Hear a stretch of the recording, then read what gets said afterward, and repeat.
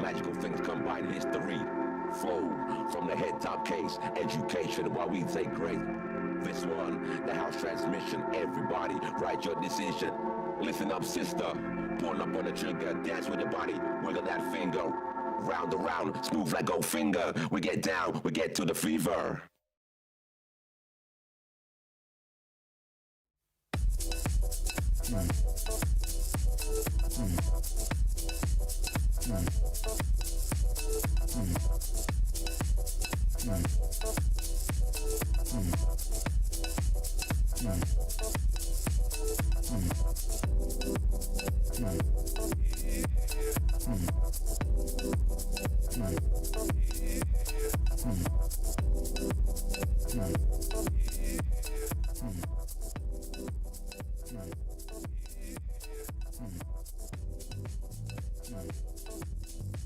Yo.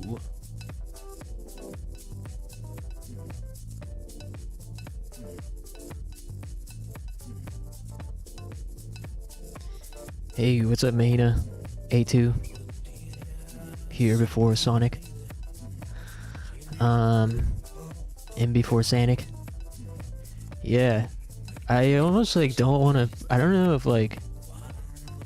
if he's still online. I need to start like scheduling.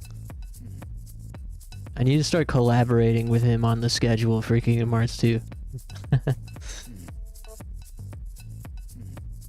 I honestly might play something else until he arrives. Feels like Arab vs America? Damn, what happened? Things are good over here. Feeling good, finally. I think I, for now, have seemed to have gotten over the hump.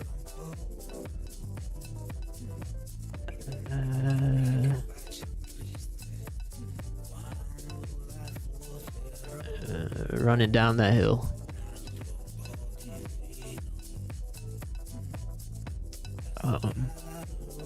Fucking vacation time.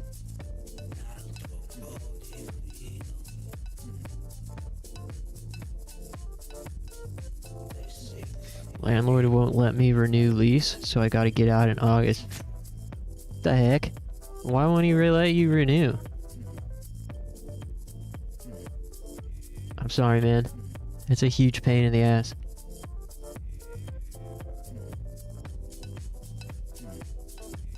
Hopefully you can find a better place. Too many Rugers lying around. Too many Rugers and fanboys under the bed. Damn.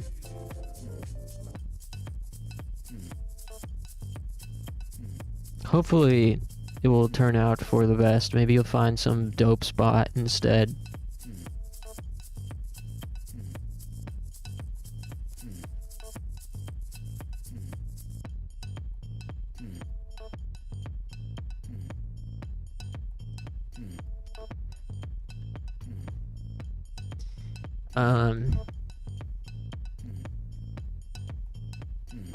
In today's news for me,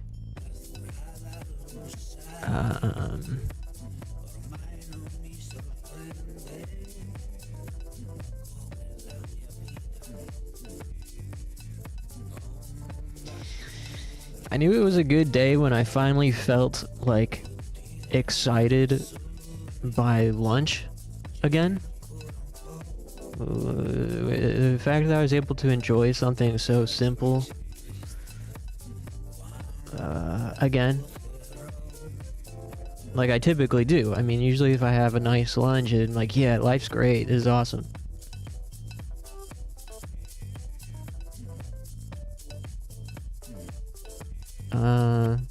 Oh, I just got Sonic just posted, damn, I just finished my run, then a shower, then a sleep. You caught me at a very opportune moment.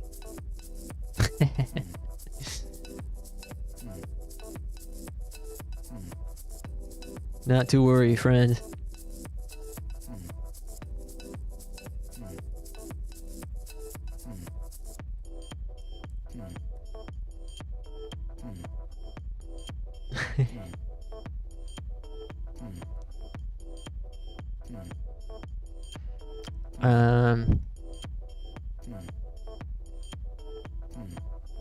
Yeah, we'll play something else. It doesn't feel right. I was honestly leaning towards more Raw Danger tonight anyways, but I know I had been saying that I was going to do Kingdom Hearts 2 on Wednesday, and I was just kind of getting in my head about the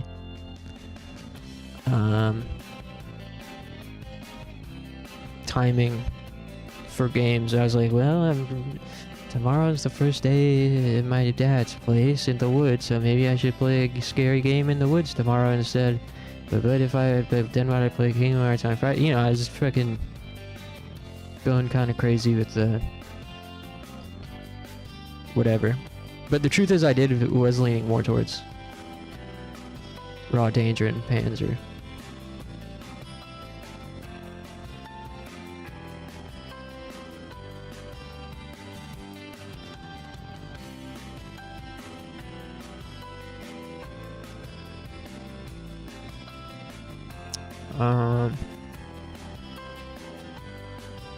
That actually could be the reason, but she decided not to after 3 years of living there. It's random.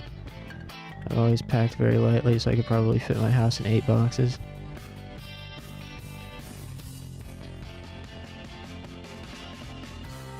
I wish I had less stuff. Well, I don't, but I wish it was easier to move.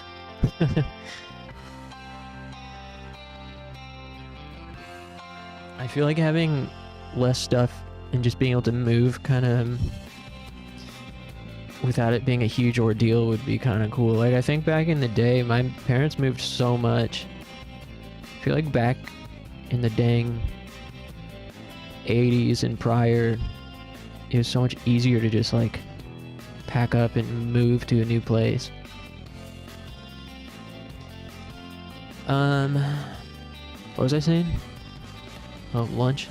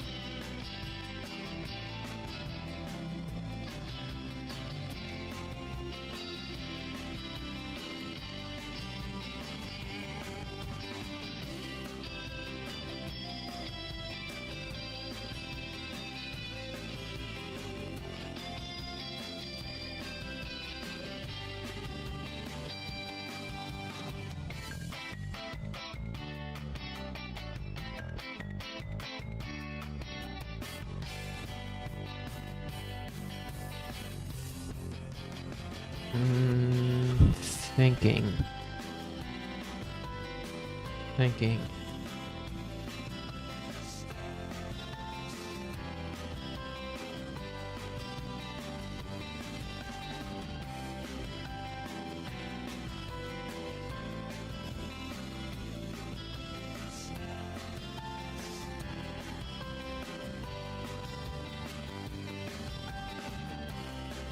I guess we'll just do Raw Danger. I was debating internally between Raw Danger and Panzer Dragoon.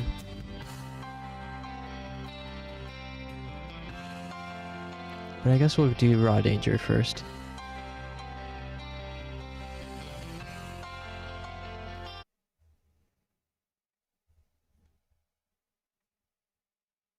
Oops.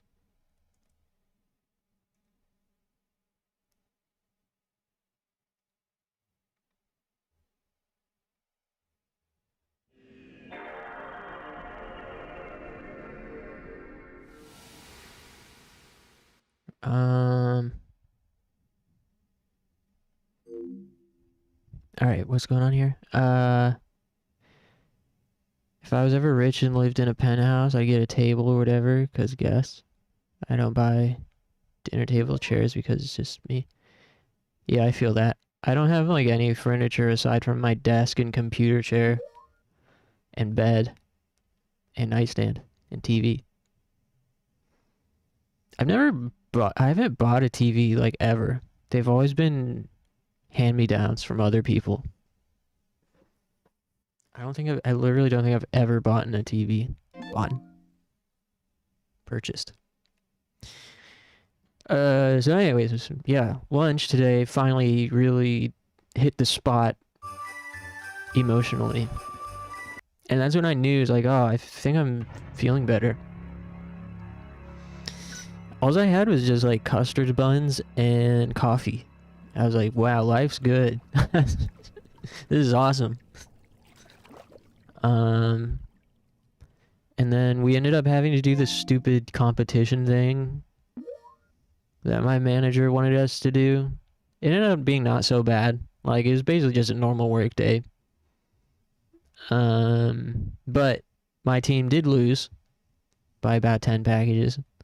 The winning team all got random items, random articles of clothing, and then us as the losers got consolation prizes of tote bags, which not bad. They're really nice tote bags, to be honest.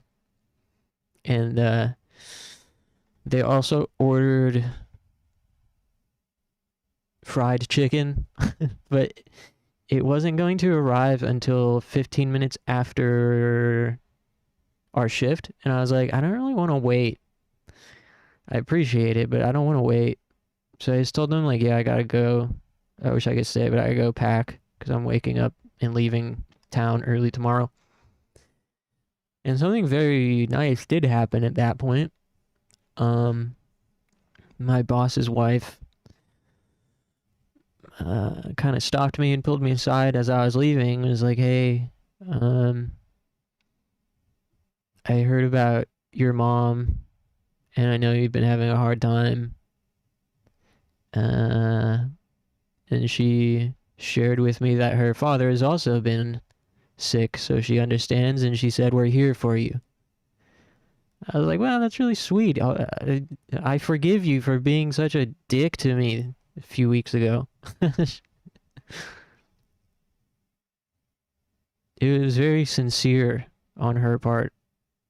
And it was really awkward because it was still sort of in earshot of other people. And I was really tired and I didn't really know what to say in response. Like,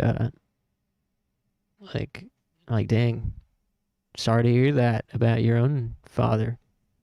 But I didn't really know what to say, so I just, like, gave her a hug and said thanks. And then left. I don't know. I forgive people really easily. As soon as they're nice or do something nice, like, all of my resentment usually disappears. At least for that moment. How do you go on a tangent, but some of my opinions are so controversial that I probably get a visit by the CIA?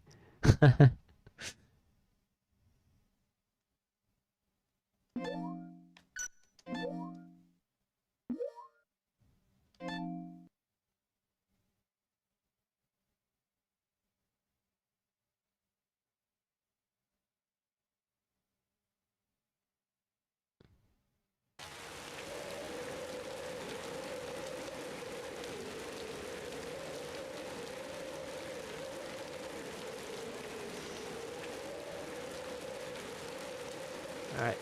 So, where were we here?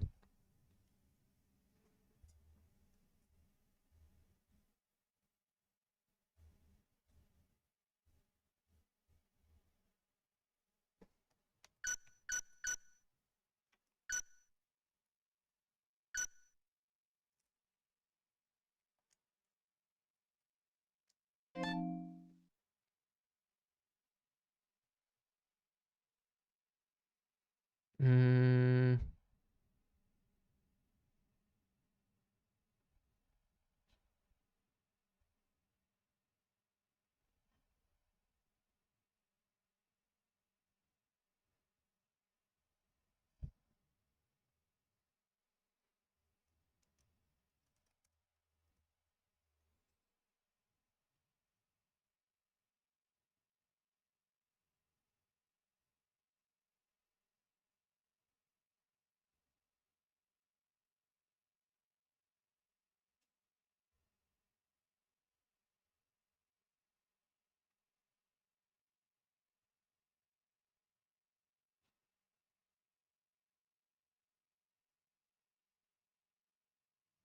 okay.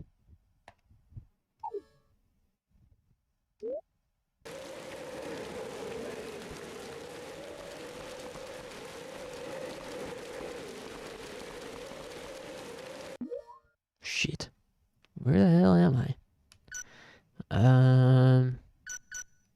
Our inventory is full as always.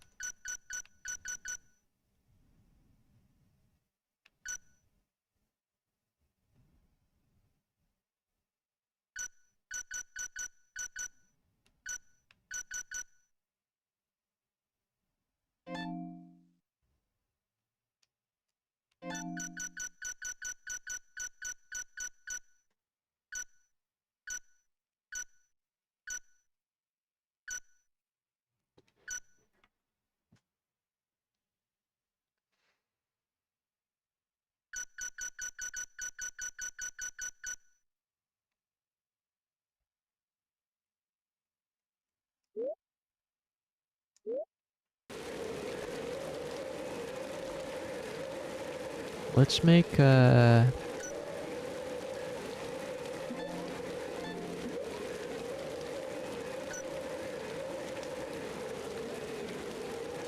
vegetable stew because it stops BT from lowering for a long time.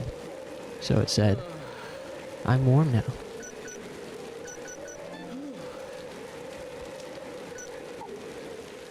And then put our hat on. Can't be walking around with no hat. Hey, no, I don't have a hat. Oh, I threw away the Santa hat. Ah, God dang it. Alright.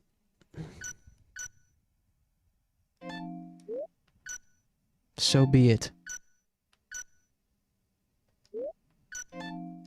That's how you want to play?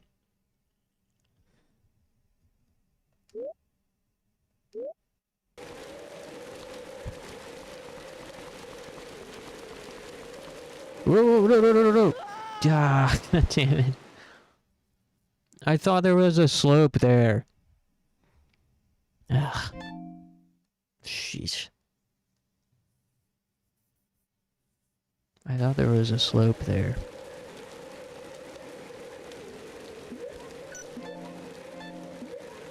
We lost the soup too? Do we still get the benefits of it? No? Frickin' restart then. Return to game. Pause game and return to title screen. Whoa. So you can like do is like a quick save? Like save and quit type of thing, or you save anywhere? I didn't know that.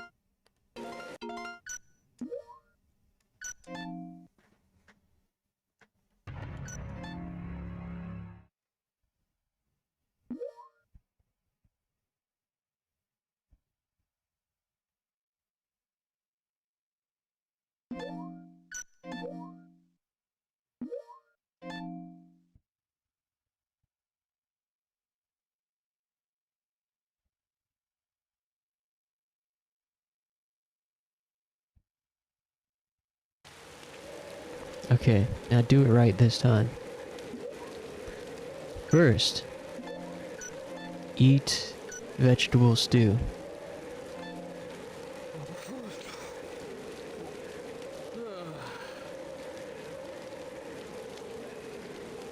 Now warm up. Now close.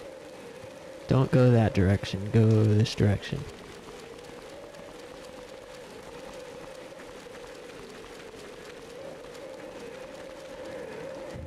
Ooh, whoa.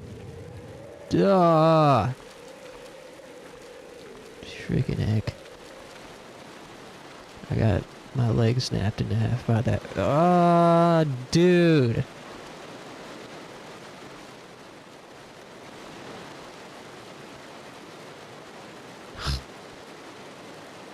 Try fucking again. God damn it. It is a little bit rusty. It's not going that well. All good. Making cowboy beef stew IRL, nice. What's that? What's cowboy beef stew?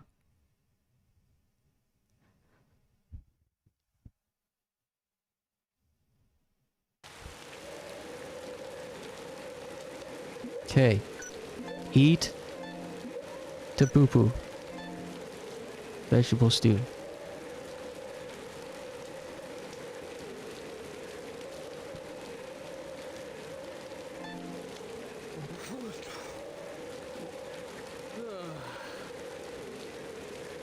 Now, warm up. Now, close. And go this way. Make a safe state.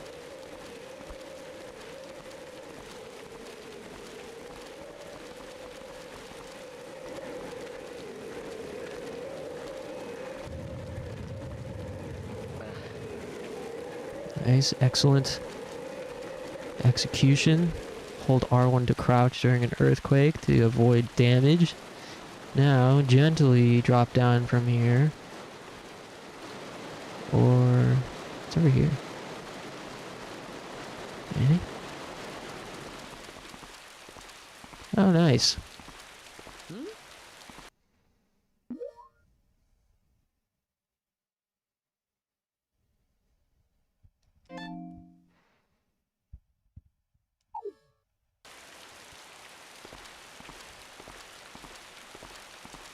Now, this direction.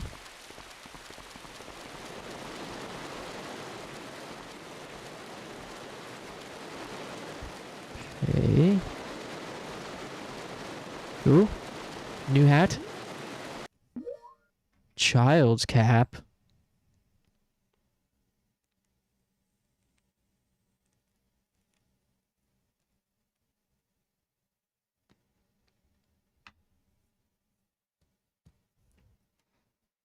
Alright, equip it.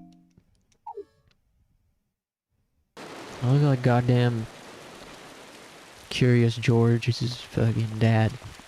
What's that guy's name?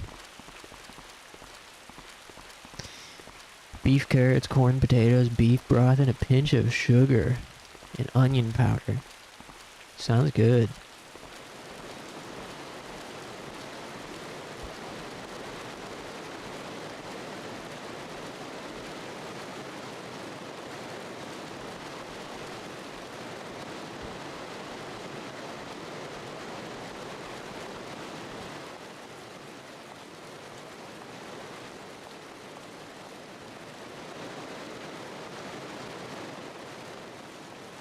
Talking to a troll?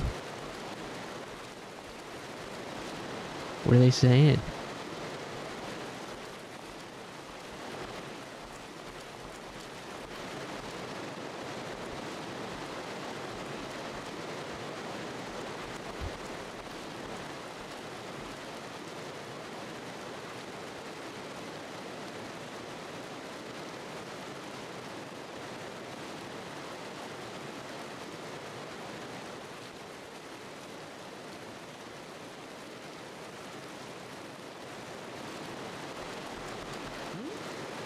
Sign is on the ground. Move the sign.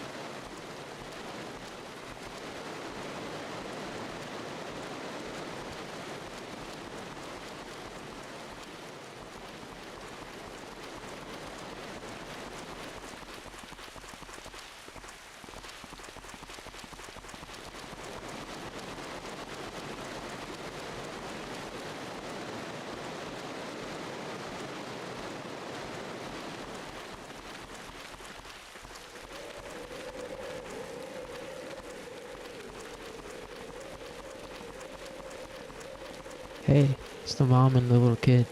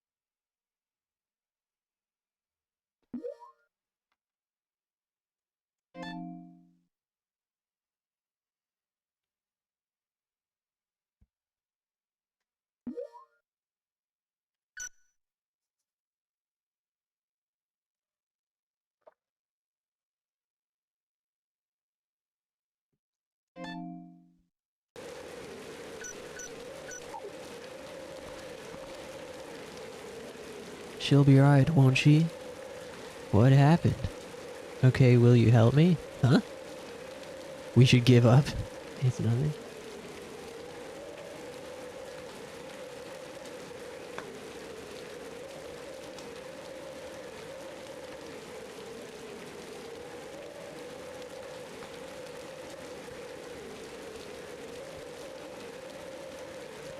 Dang, cowboy beef stew is femboys only.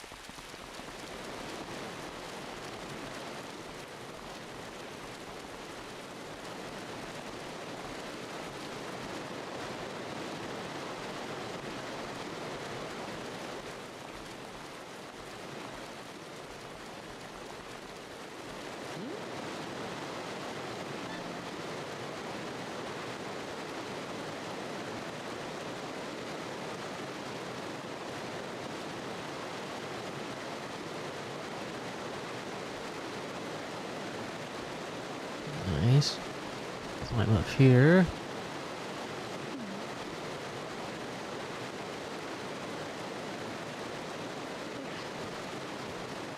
And then climb up here.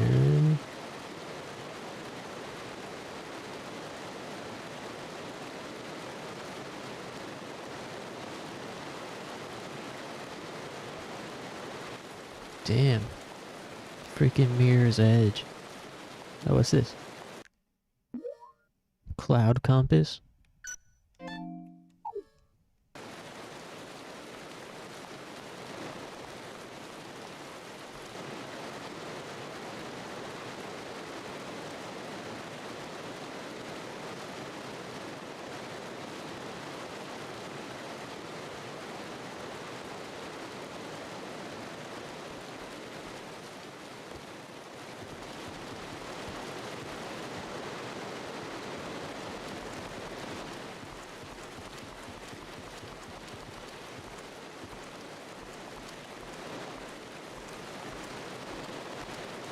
Hey, there's Stephanie.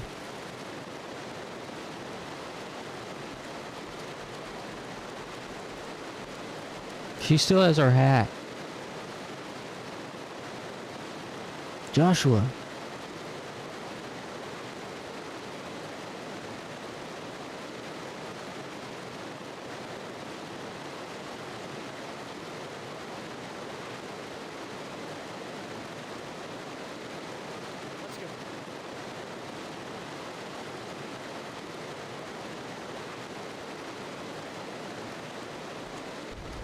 Ooh.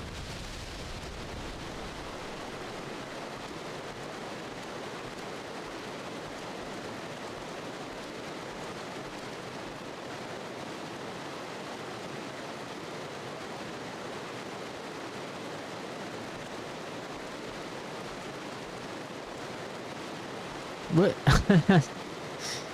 She just... How the hell does this work? She's clinging on like a goddamn chimp.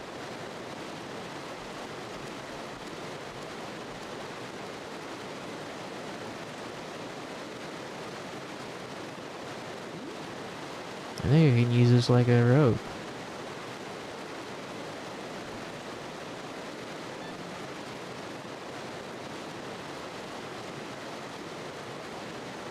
Oh. Uh-oh.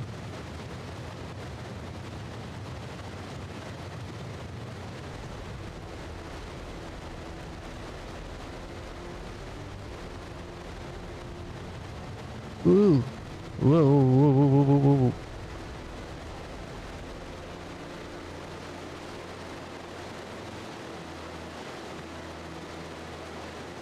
Hurry it up.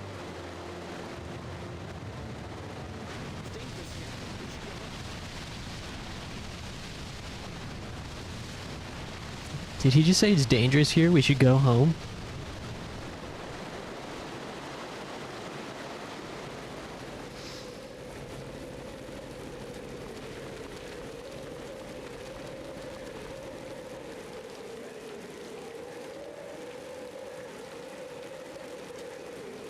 Wow. What's with all these dialogue choices?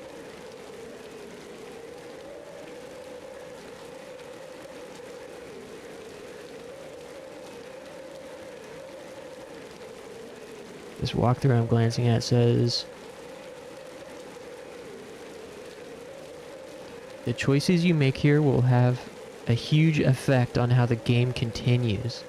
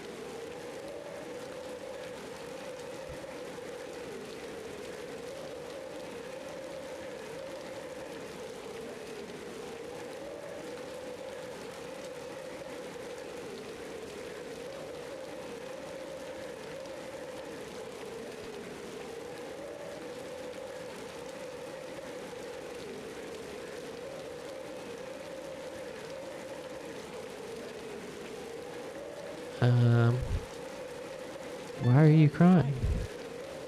I'm so glad you're safe. Stephanie! Oh, thank God that you're both safe. Thank you so much.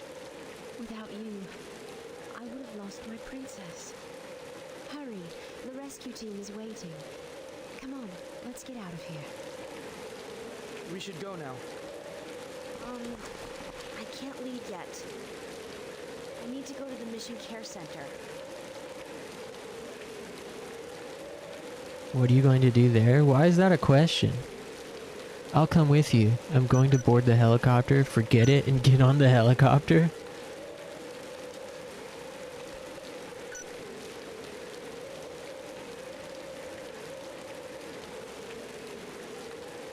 So, this is where we can get a couple of endings for Joshua's story. Or we can continue along with the story of Joshua and Stephanie. Of course, we would continue along. However, could be worth checking out the endings since we're right here. There are 2 endings. No sniff option? Yeah, I feel ripped off.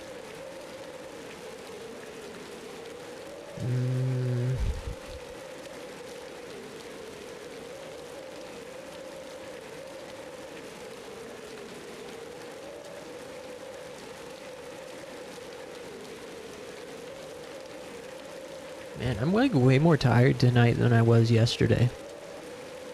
Despite having gotten better sleep last night and having gotten my patented after work micro nap today too.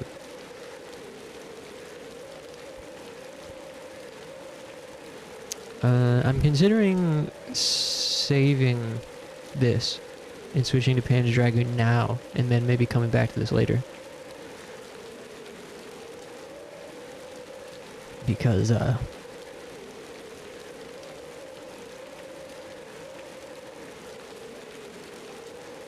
first of all, I think I'm too tired to be able to appreciate it, and secondly, nobody's here to see these endings. Even though there's more characters to play as still, this isn't nearly the end of the game itself.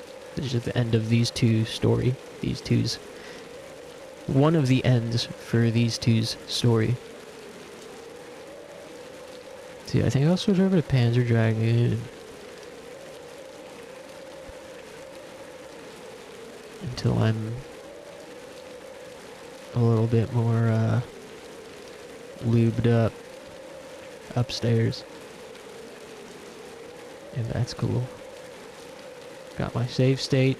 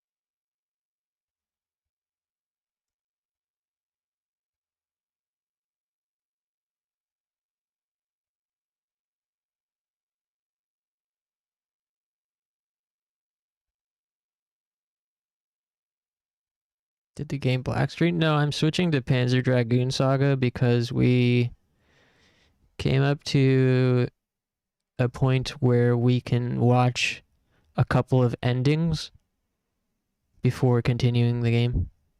And I don't want people to miss it, and I'm also too tired right now to be able to fully appreciate it.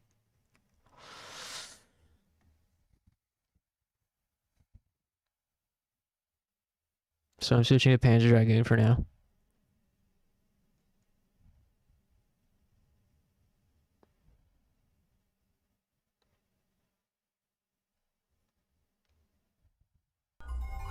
Maybe if more people show up later and I wake up, then we'll swap back over.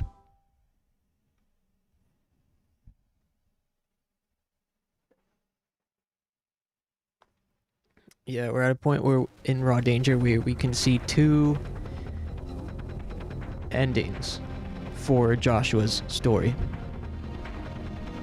But it also continues. So there's 3 routes currently in Raw Danger, 2 endings and 1 route that continues. But that's not none of that is the end of the game.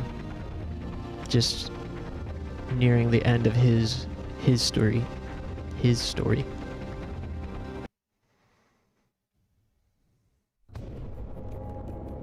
Yeah, I'm like weirdly tired right now.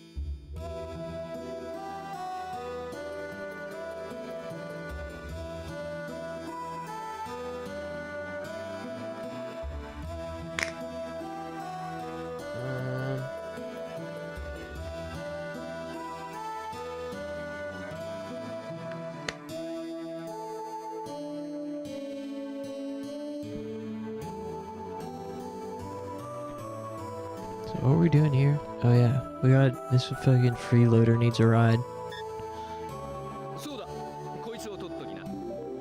Oh nice, he gave us an item.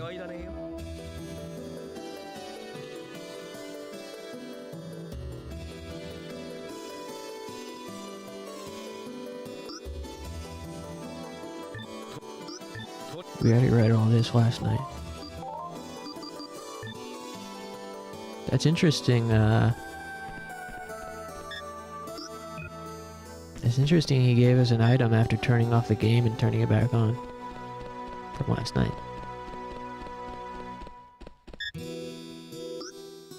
Name him. Definitely name him. Wow, that's so strange. Last night when I stopped, and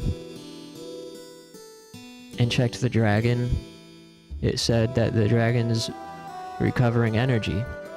So I went and saved and turned off the game, and now when I turn it back on, not only does the NPC give us an item, but now the dragon's done recovering its energy. That's strange. Miku Jr.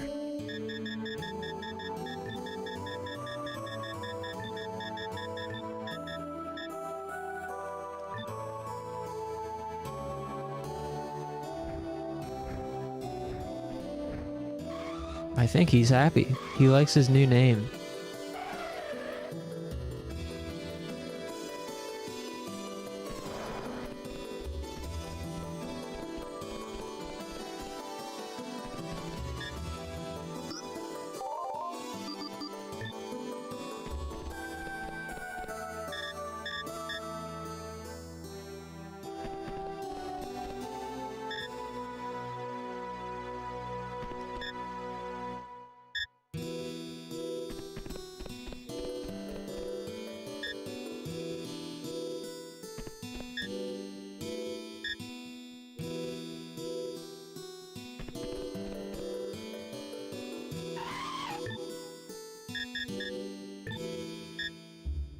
Cannot go to world map. So what do? Oh, leave the camp, wait until nightfall? Why wait until nightfall?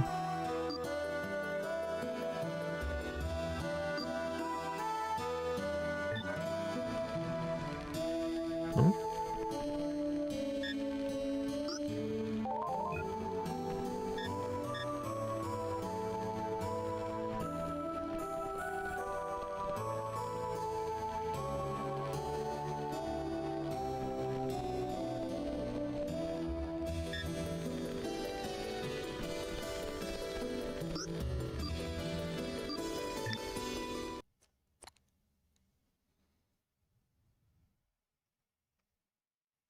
Is there a day-night cycle? What the heck? We gotta go to the desert. Garil Desert.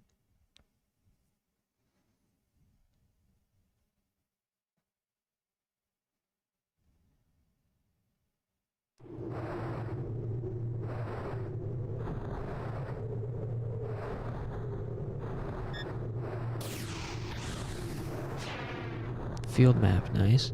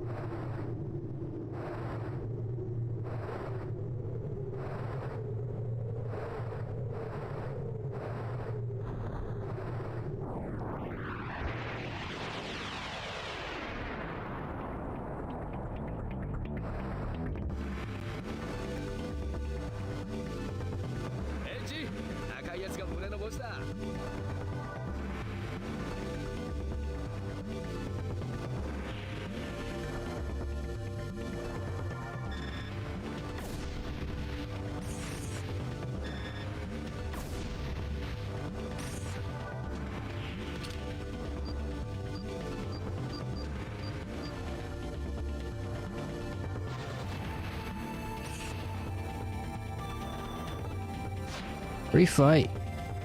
Nice.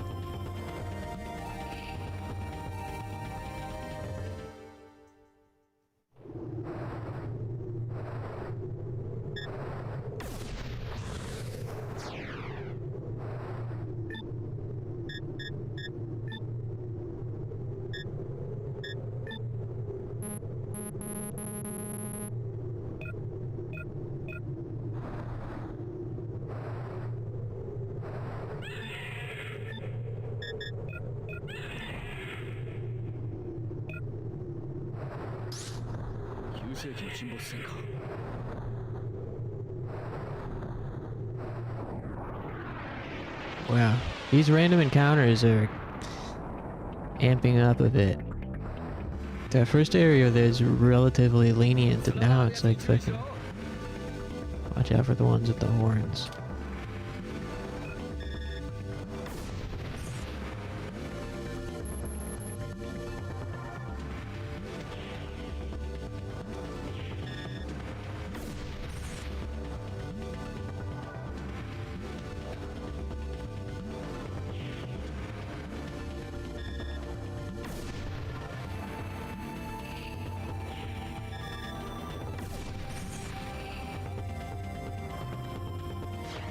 Great fight. Do you have a favorite stew? No.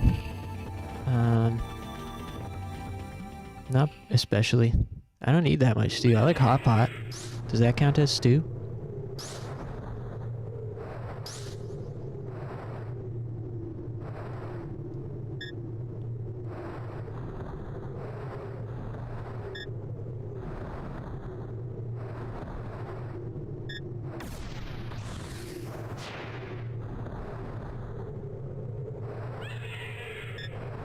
Caution.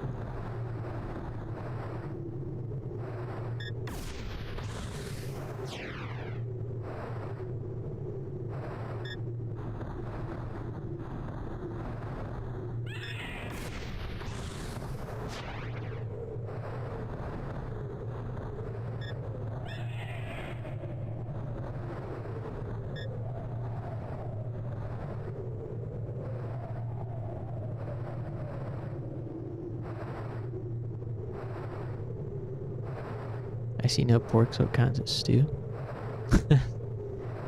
I'm sure you could get pork. You know, hot pot's like they bring you over.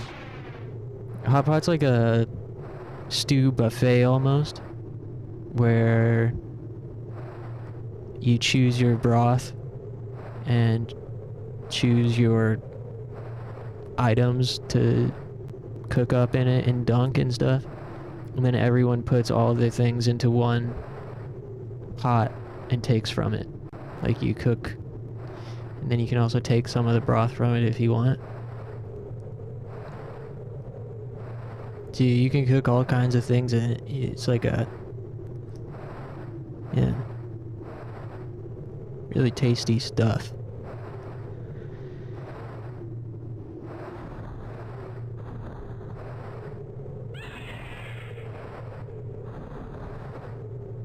One thing I'm gonna loathe visiting Asia is that every restaurant loves pork.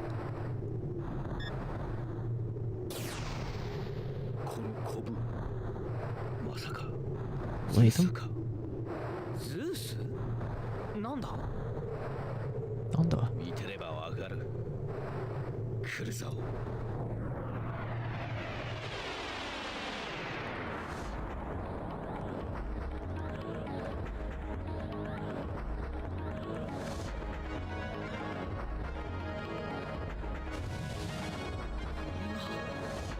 こいつも構成生物なのかどうやって戦えばいいんだこんなやつ弱点がどこかに隠されてる Whoa.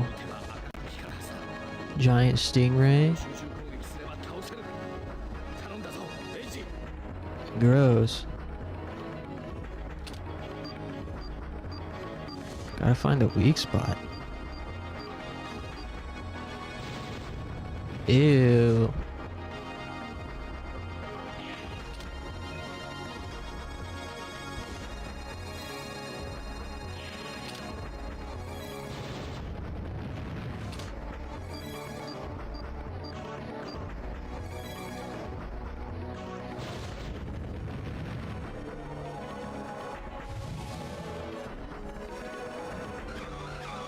Jeez, that did a grip of damage.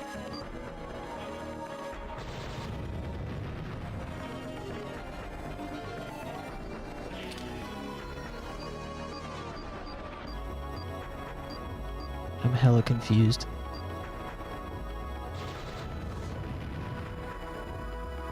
Nowhere is safe.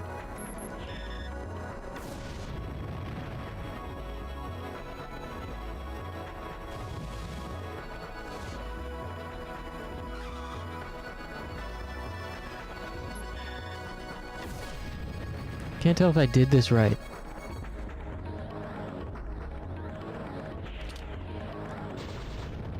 Weak. There it is.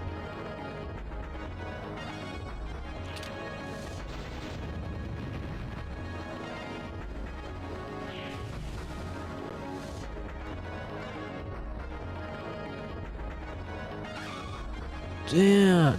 Holy smokes. This might be a do-over.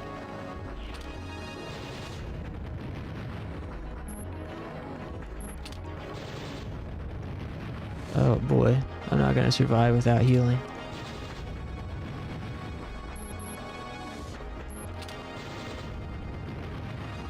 Unless I get really lucky. Mucus shift? Ah, son of a biscuit.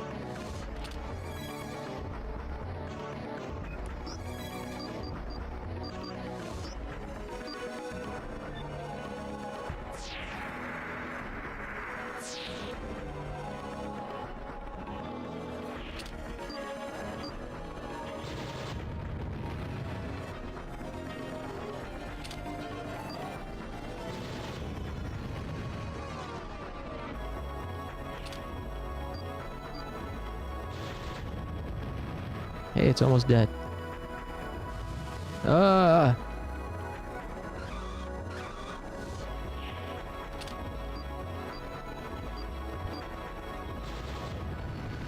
There we go. 50% of the world's pork comes from China? Whoa, I didn't know that. That's a lot of pork.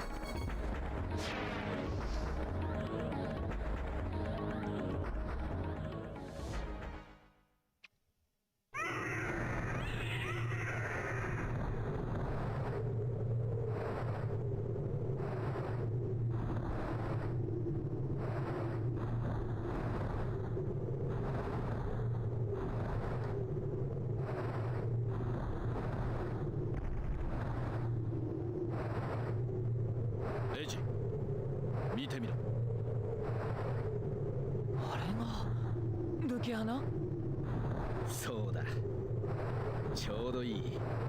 後を追いかけようぜ。 I've thought about that in regards to Japan. Like, man, if I were to ever stay there for an extended period of time, what would I eat besides freaking 7-Eleven and chicken katsu every day? Because I can't do seafood for the most part. Hey, Funky. How's it going, man? Thanks for stopping by. Better late than never. I'll be here for a while anyways, so you ain't missed too much.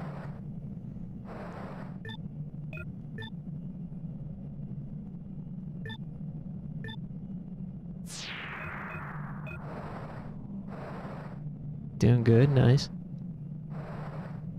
Doing good over here too.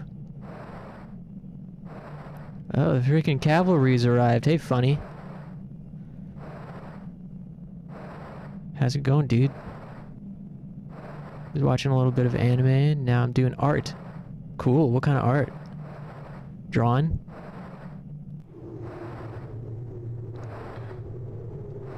I was playing a bit of Raw Danger earlier, but I was feeling tired and nobody was here yet, and we came up to a point where we can see a couple of endings for Joshua's story, the kid that we were playing as. And so I figured I'd put it off and switch to this for a little bit. Maybe switch back later if more people are here or I get an energy boost. Drawing, nice. What kind of stuff you drawing? Like Pikachu, Goku? You drawing Goku wearing like Supreme? If I could draw, that's what I would draw. I would draw Goku smoking a blunt.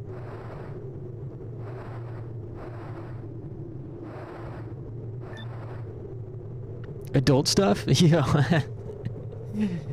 Oh, hell no. You drawing Goku smoking a blunt and naked? Oh, hell no. Let me see. Just to make sure you're telling the truth. So I wouldn't want someone to be lying about drawing nude Goku.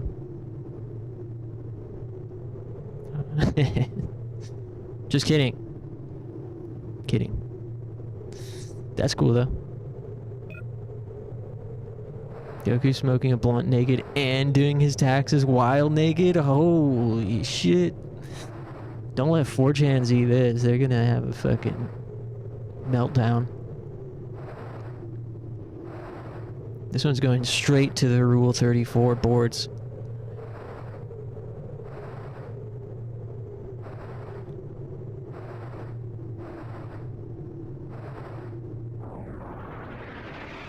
Damn, it's tax time coming up soon, huh? Frick. Uh-oh. I didn't mean to be back here. Over here.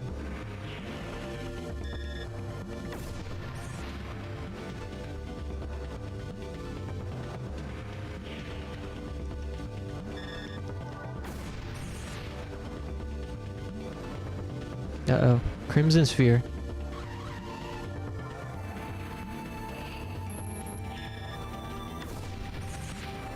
How's this game? It's awesome. It's very fun. It's a bit slow starting out, but like the combat's very enjoyable and the world is luxuriously crafted. The music is great.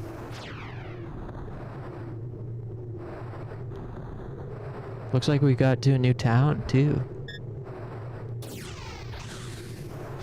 And a save point. Funky show the NSFW drawings or I'll shoot. Air's about to commission you.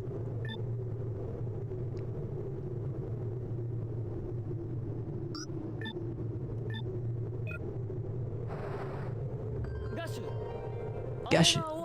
Also, I named my dog Miku Jr.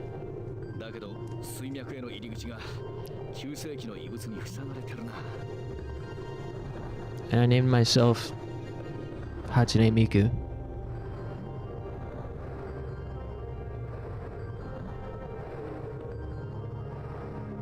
Technically, I named us, so at the beginning of the game when they ask you to name,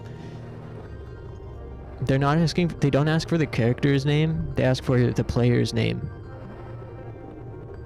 Like, the protag's name is Edge, and he breaks the fourth wall, or something. I don't remember if it was him, or if it was the game. It was like, the being who controls Edge, what is your name? And I was like, controls Edge? How did you know?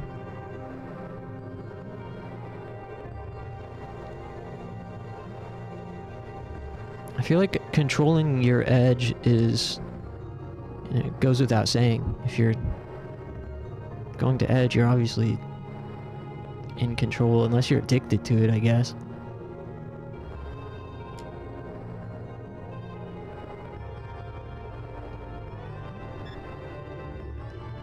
Hey, I want to go to those little huts down there.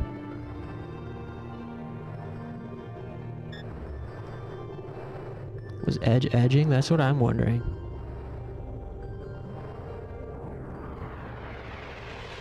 I will say the random encounter rate is a bit, like, inconsistent. The red one is the Creanie. You already told me that last time we encountered these fools.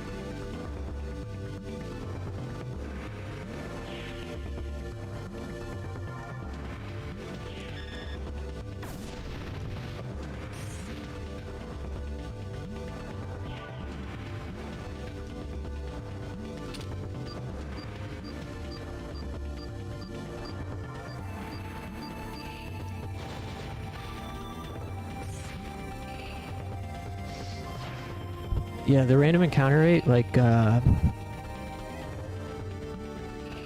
sometimes you can go a long time without getting into a battle, and other times you walk 2 steps and you're in a battle.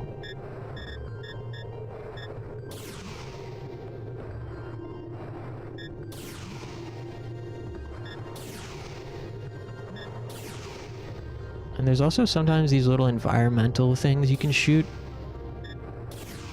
Sometimes they have treasures in them, other times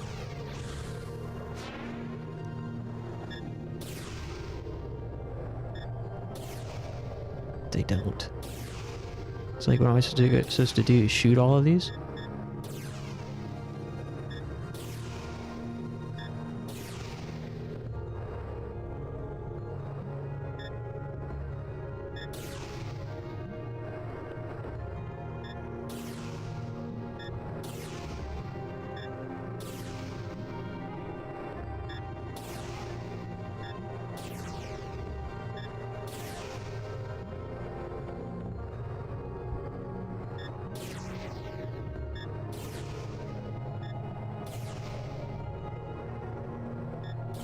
The music's so good, though.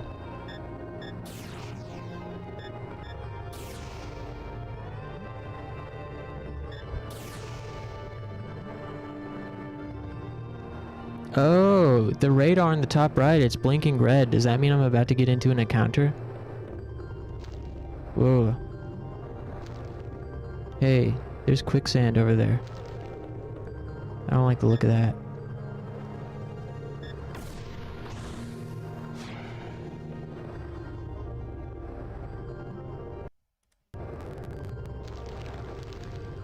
What is that noise? Any other treasure chests? Yes. And an encounter. Ah. Kyoskero. I think the language is some like weird mix of Japanese and made up stuff.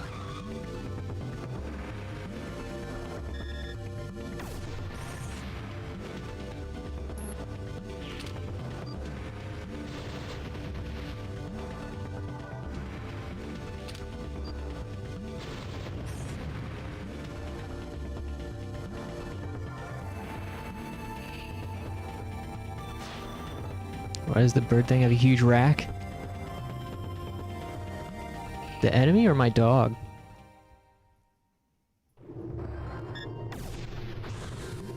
The enemies in this game are definitely really gross, which is cool.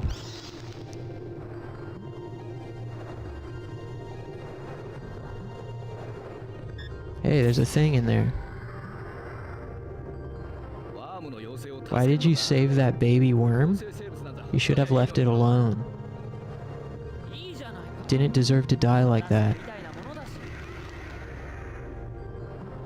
I guess I saved a baby worm.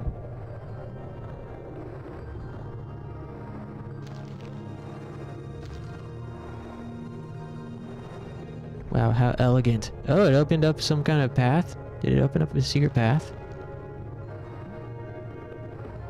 It did.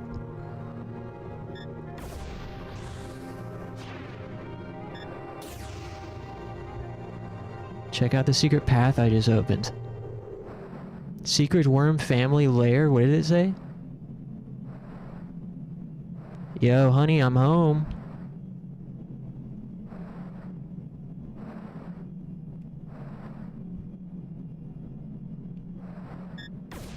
Hey, there ain't no worms in here. Mauler. I feel lied to. This ain't no family lair. Ain't no worms in here. What was that item?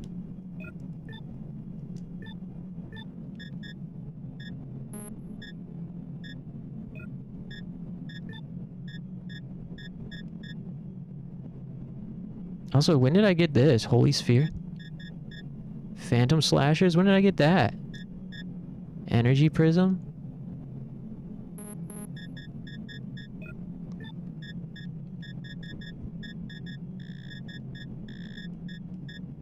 Mauler.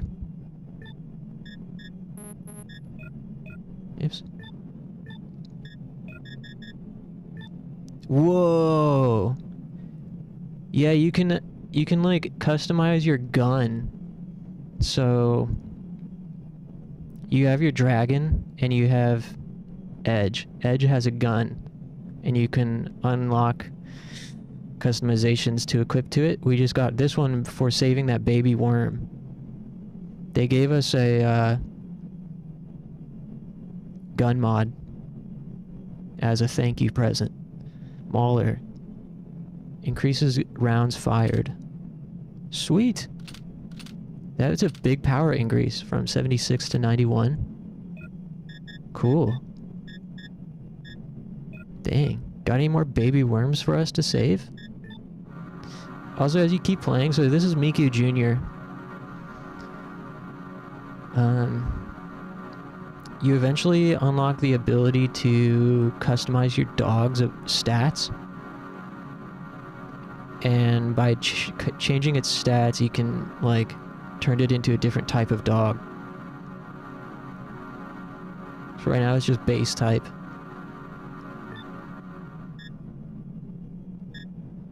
Data on defeated enemies. Ooh, nice. Wow, that's neat. Cool. All the enemies have lore, and you can look at their 3D models. Found in the valleys, these peaceful creatures feed on rocks and minerals. Damn, they eat rocks. You two would get along. I feel like, chat, we got a bunch of rock eaters, too. They travel in small communal groups. They can only attack to the front and have no natural defenses.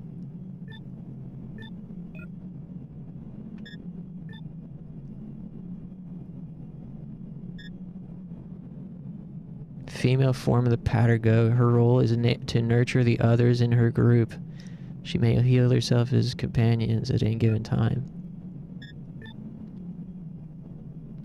Ew. This one's got a huge donk. Oh no, I was pressing the wrong button. Hey, go back. I want to read some more ecology stuff. This slow-moving hunter makes its home in the mountains. It tracks potential meals and fires spines at its prey. Once its prey is dead or immobilized, it feeds.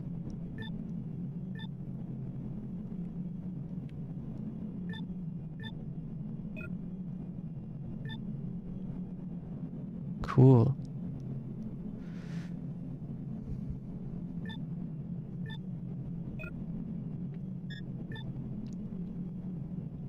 Magnata urchin. A female urchin, she is able to track her prey and telepathically guides all of her spines in order to inflict the maximum amount of damage. The female of the species is more deadlier than the male. Balder. Balder live in rocky regions, hunting in pairs. They use their spines to weaken prey and their powerful jaws to finish them off. Defenseless from behind. Hehe. Balder queen. Ew, it's got a sack. For every 100 Balder exists one dominant female. She secretes a resin that hardens and allows her to suspend herself above the canyons. Her only purpose is to make the little Balder. She uses acid as a defense.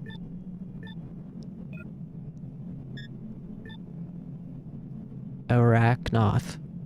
Ew, disgusting. This one like spit a bunch of ew. This one spit on us. I remember fighting this motherfucker. Ew. The most dangerous creature in the valleys. It is heavily armored and easily angered. It fights with barbed tentacles and digestive slime. This brute's only weakness is its lack of intelligence. It's stupid.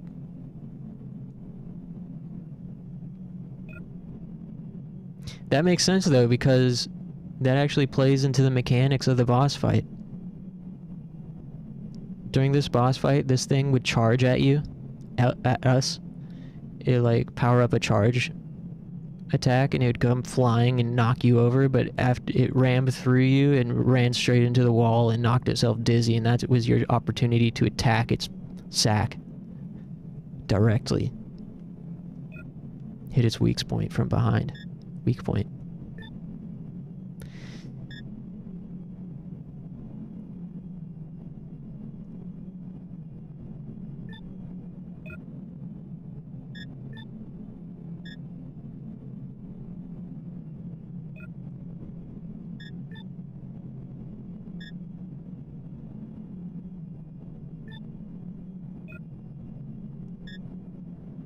Latham.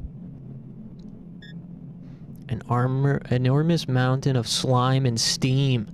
The Latham lurks under the sand and feeds on its unsuspecting worms. If its weakness is exposed, it can be destroyed. Bro, I'm gonna look at spas near me.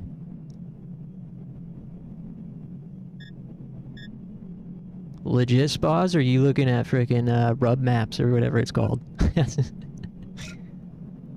I always wonder. I've never been to like a massage parlor or a spa. But it's like, I feel like they have too many of those around here for them to all be legit.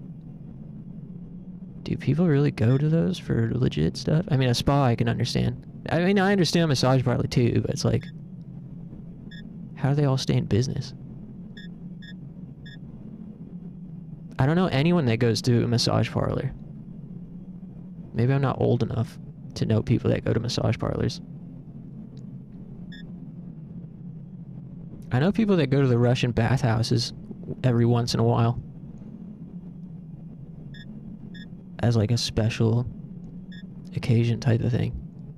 But I would like to go, but they're too expensive for me. The Russian bathhouses. I've gone a couple times to a massage parlor. I would love to get a nice, real massage, I think. Kind of scares me. I feel like they'd be really tough. It'd probably hurt more than feel good. At least during it.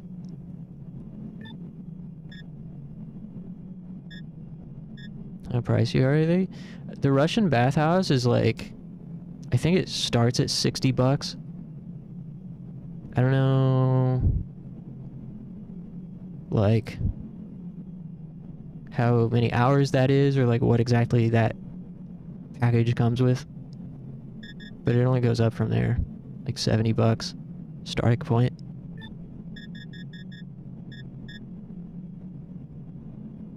I remember during the Enemy Zero stream joking, like, you can just make a...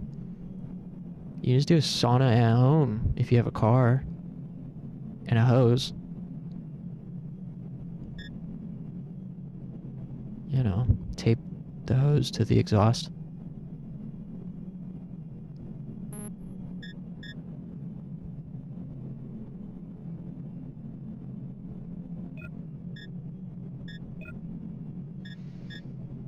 Alright. Let us continue. This game's cool. I'm not trying to get my wee-wee sucked, I just need a stress reliever.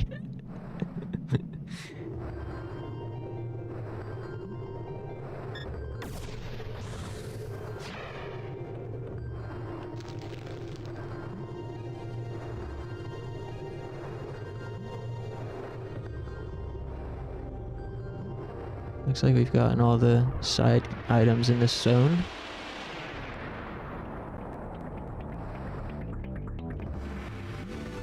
I really like this game.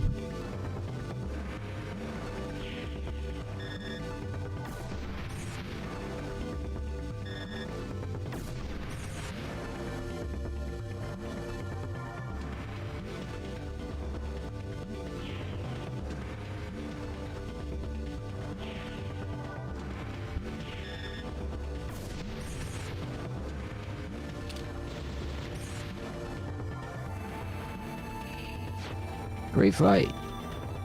I like that it compliments me. You know, I thrive off of compliments. Words of affirmation.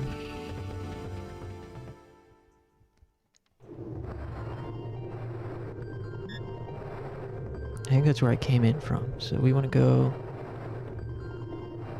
Yeah, okay. Let's save again. And then we'll go into the ruins. What are your guys' love language? So what's your love language?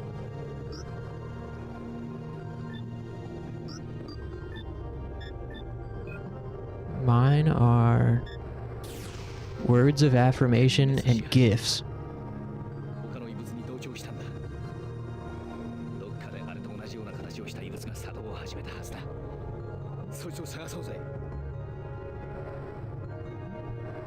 Hey, what did he just say? I wasn't paying attention. Do you have to interact with this cube over here now? English?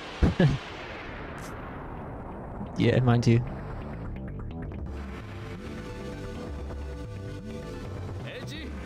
Is he gonna tell me this every time?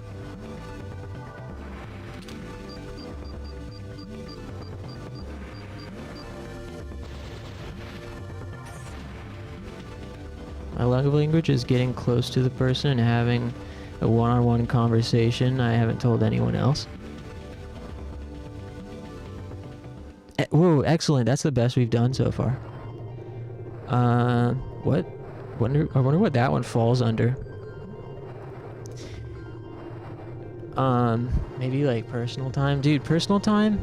Spending quality time on Hinge? That's what every girl says.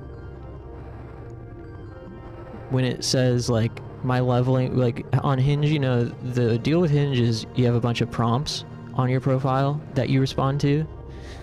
Like, a lot of them are really corny, like first dates on me if, and then the person fills in the blank, like if you can beat me in fucking pool or some stupid thing.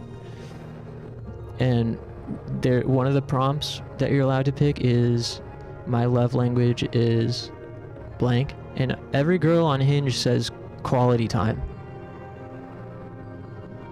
Every girl on Hinge is obsessed with quality time, New York Times crossword puzzles, and there's something else that I've noticed a lot, but I forget off the top of my head.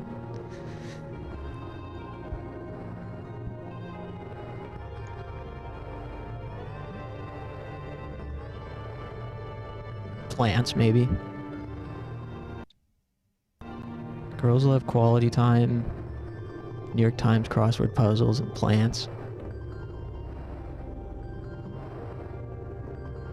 Quality time has always been a weird one to me. Like, they must have a reason. Like, they must have been, like, dated a guy. Like, it must be really common for guys to, like, not actually, like, engage when they're hanging out.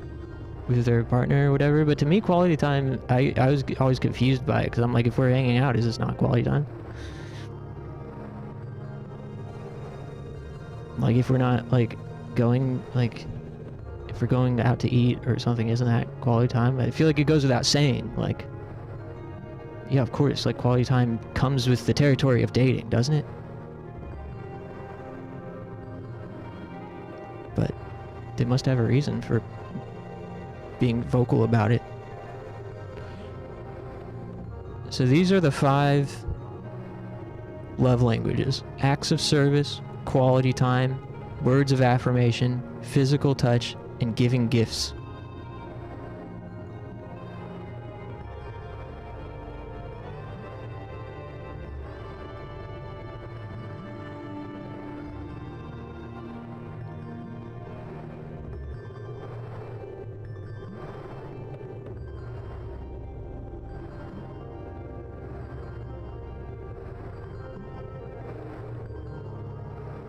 Yeah. I love a good gift. Not as like a materialist thing, but like because I guess since I'm passionate about things, whether it be games or media, art, I think gifts can be a manifestation of that. You know?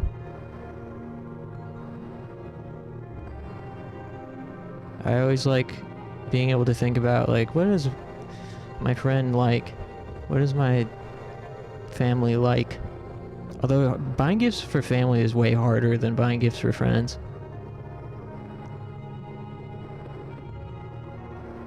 It's also fun for me, like, buying gifts for people, because it's like I kind of get to experience it too, like, you know.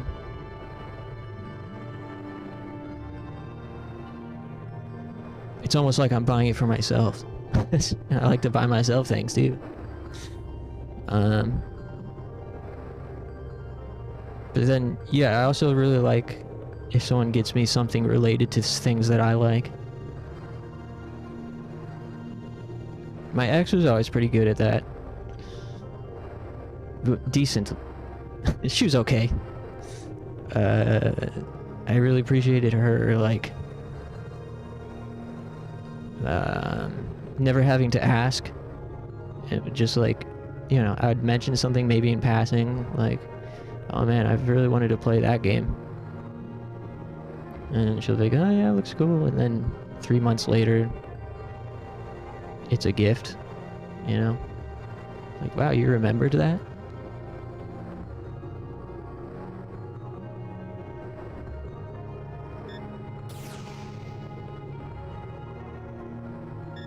So I guess it's some sort of like a support and acknowledgement of my passions.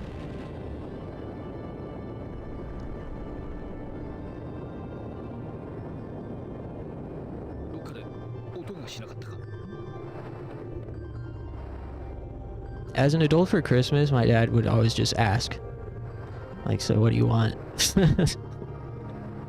And then I'd maybe, like, send him a list of things that I've been wanting, and he'll pick, like, a couple. Which is still cool. I mean, it's like, I like the surprise of not knowing exactly what's coming my way off that list.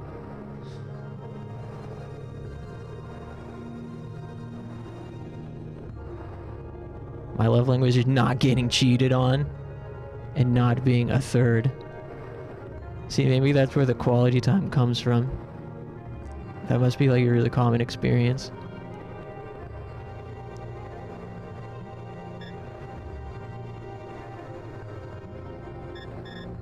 Which is fucked.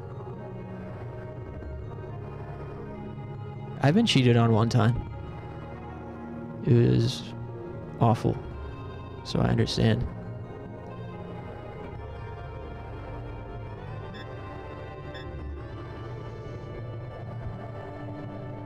I do give gifts, but I also like personal time with them.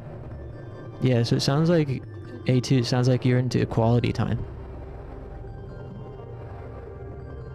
Which in that sense makes sense.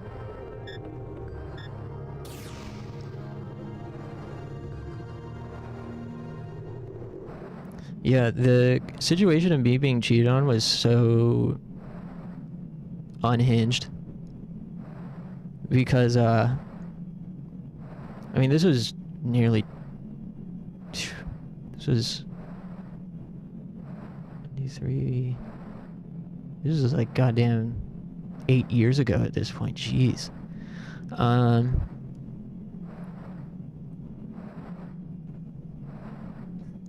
The situation was I was dating this girl and I really liked her, and it was my first relationship in like 7 years probably, at least. And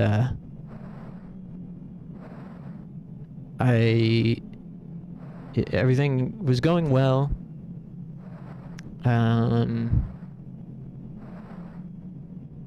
And she did have a little bit of a reputation of like not being a cheater, but being, I don't know, not this specifically, but you could just say red flags. And I don't remember if I'd noticed any before this point, but she did tell me that, you know, before we were together, she had like a Seeking Arrangements account. Do you guys know what Seeking Arrangements is? It's for sugar babies and sugar daddies to connect. She told me that she used to go on there, and there was a time where she would just be like talking to guys from it, and they would send her money. I was like, oh, that sounds kind of cool. You know, you didn't even have to meet with them or anything. And she's like, yeah, it's just like talking on video. And they would send me money. I'm like, dang, that's cool. And then a while after that, some amount of time has passed, and maybe it's a couple months after, she's like, I think I kind of we should do that again because we're both broke. And I'm like, hey, if you can, you know, if you could set it up and you don't have to meet with anybody and just fucking talk on the phone and they can send you money and we could go out for food, that sounds sweet. But, you know, just can't be anything more than that. And she's like, yeah, of course. So she has what you could say were interviews with a couple men, and none of them were the right men, and comes across this other guy who seems to be a decent fit for what she was looking for. And let's just say it escalates from there, and she is like, well, he's gonna take me shopping and that's all. So I'm like, all right, I trust you. Turns out I could not trust her. She gaslights me and it keeps going, and you know the rest. I didn't find out. I knew she was lying to me after a certain point. And it wasn't until I was like, I don't know what's real anymore. I can't tell if she's lying. I'm pretty sure she's lying, but she's being adamant that she's not. But she's also like very clearly lying about other things. And so did something I never thought that I would have had to do, but while she's asleep, I go into her phone and look through the messages between them, and I'm like, oh, motherfucker, explain this. Yeah, it turns out she was, you know, it was fucking awful. It was really gross. Needless to say, things did not last much longer after that. And the worst part about it is I sacrificed my copies of Parasite Eve, Chrono Cross, and Star Ocean 2 on PlayStation 1. I left them at her apartment because I just, like, you know, didn't want anything to do with her. I just had to cut off contact after things had gotten worse and worse. And she had offered at one point just to drop them off on my porch, and we didn't even have to talk, and I just was like, no, keep them. I should have let her drop them off on the porch. In retrospect, like, god damn it. Those are worth a lot of money now, and also I love those games. But here's what it is. I left the kids. I abandoned my children. I don't trust people who go on seeking arrangements because they complain 5 years later they were groomed. I don't know nothing about that. I've gotten cheated on once too, which lowered my trust with straight women. Yeah. I'm thankful that at least, like, it didn't... I wouldn't say it affected my trust, like, on a base level. I think I already had... I already have, like...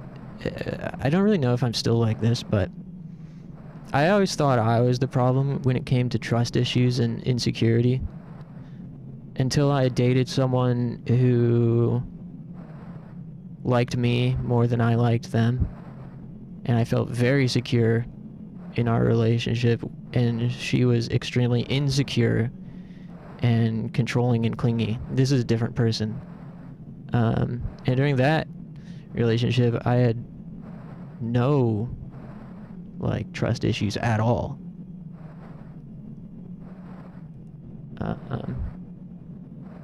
So I'm like, okay, so maybe my trust issues aren't actually trust issues, it's just that I've dated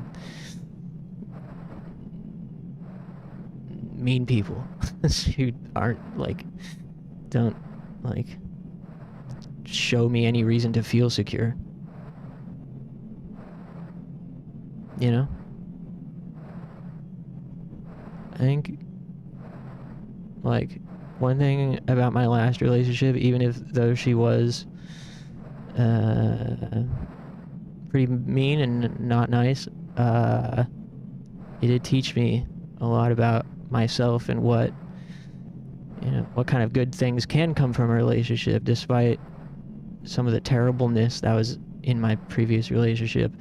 There were some really bright spots too, where I was like, okay, so I am capable of trust. It's just they can't, like, you know, they gotta fucking, I don't know. You know what I'm saying? My ex kept saying she was lesbo, but kept thirsting over all these guys while we were together. And another thing. Yeah. Yeah. That's what it is. That's the type of stuff that creates trust issues. And I thought it was me. But then I, you know, being in my previous relationship, realized no, it was actually the other person creating things to be distrustful of. Like, I remember one relationship that went badly. Most of them did at some point. But one of them, where this issue of me having trust issues and being insecure was like a huge,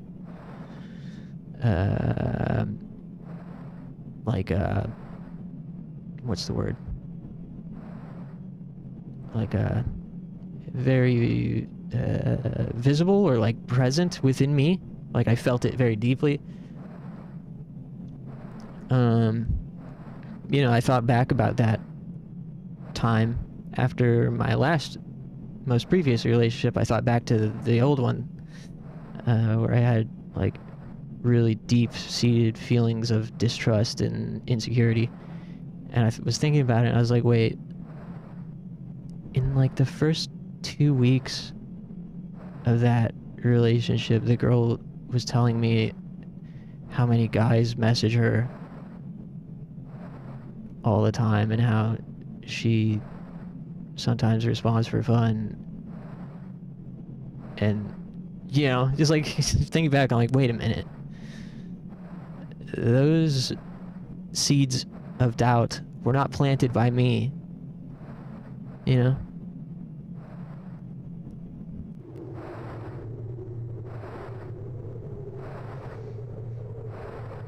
Red flags everywhere. Made me feel pretty bad about myself and scared to date again.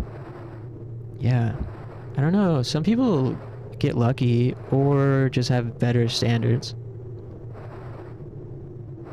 Some people either get lucky and find a person that they can be with long term. Like, my dad was only ever in 3 long-term relationships. One was like a girlfriend from high school, then my mom, and they were together for 20 years.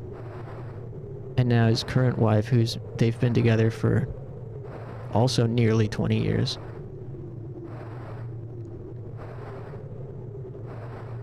It's like, man, how does that happen?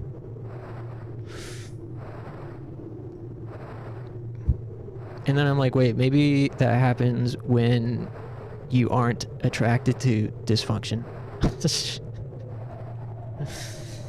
You know, I've been on so many dates. And I've only ever been in one relationship that lasted more than a year. One that lasted 6 months. And the rest were like 3 months tops. Otherwise, like a few dates, most. And,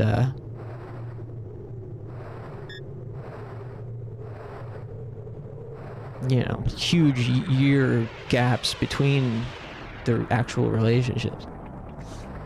And I think a large cause of that is just because I unfortunately am attracted to people that don't like me or give me something to worry about.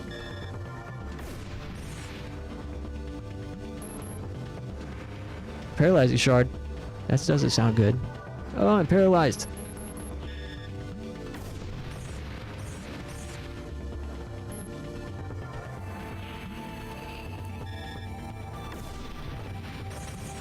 Also, I need a stretch break.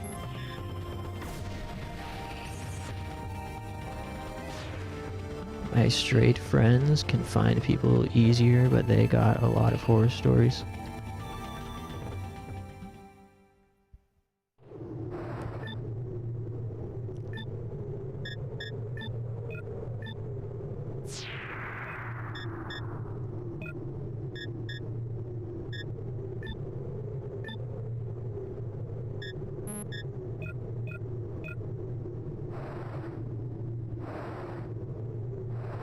Yeah.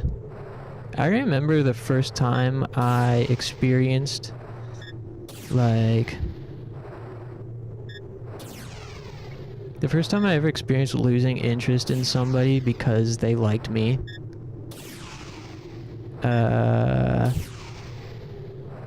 Was in middle school. It was in 7th grade. And I had a crush on a classmate that was in my grade. And I remember I was with my 2 buddies,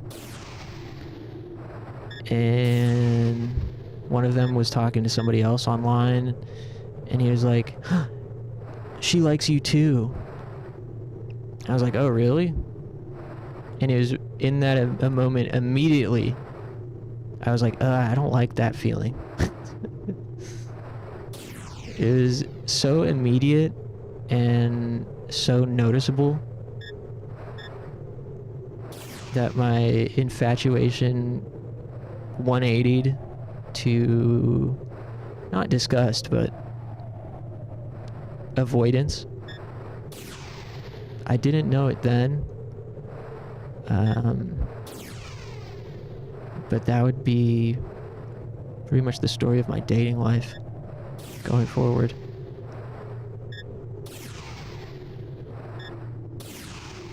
I either need like a long time to build up a deep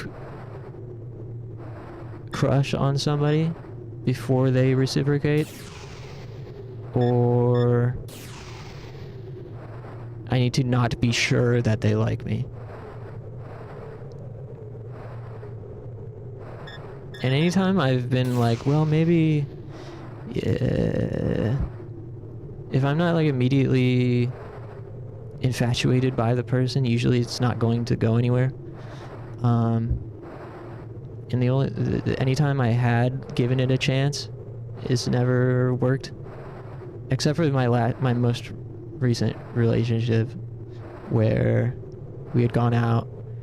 I was like, she's cool and attractive, but I don't really feel anything. And it's also too easy, and everyone's like, yeah, that's a good thing. You should just keep going with it, and maybe you will develop things. And, you usually develop feelings later. And I was just like, okay, whatever you say. I guess I'll try it. And that turned into a 1.5-year relationship that ended badly. And I, throughout the relationship, there were spots here and there where I had felt feelings, I guess. But for the most part, it was more practical than anything. Felt like it was really fun, and I did like her. You could even say I loved her, but there was never a deep infatuation, which I think is probably sometimes for the best. It just depends. If the other person can meet you on that level, if only one of you, I don't know. I don't know. Definitely though,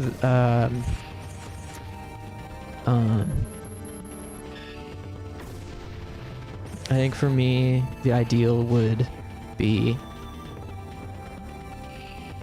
the opportunity to let something to develop, the uncertainty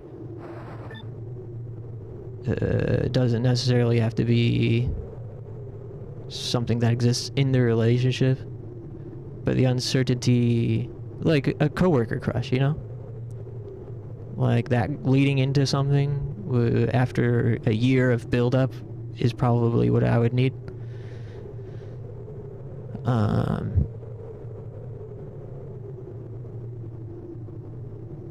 To be able to embrace displays of affection without feeling uncomfortable, or without losing my own feelings, for it to be mutual deep romantic feelings. I think I would need a long time for it to build up. Otherwise, it has to be me having deep feelings and not being sure that they actually do. I think. Not that feelings last forever. I mean, I think any long-term relationship isn't going to be puppy love forever. And that's okay too. But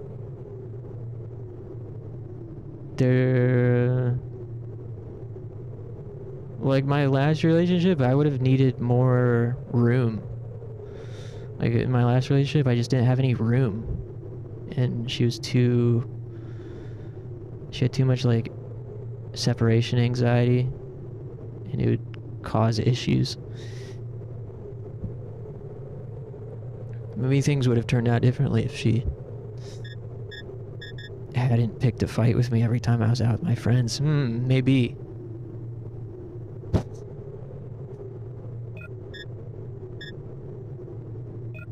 Also, I need to stand up. Take a stretch. Thanks for hanging out, everybody. This is fun. I'm gonna throw in some tunes here. Forgot. Oh. Yeah, I was just thinking of that. Funky Want just redeemed Hydrate. I think I'm a little bit dehydrated. Thanks, Funky. Good looking out. Lurking and musicking, but enjoying the conversation. Good. I have nothing meaningful to add. Well, your presence is a meaningful addition to me. Appreciate it, man. I'm glad you enjoy. A little bit of background noise over here. Let me throw something up over here.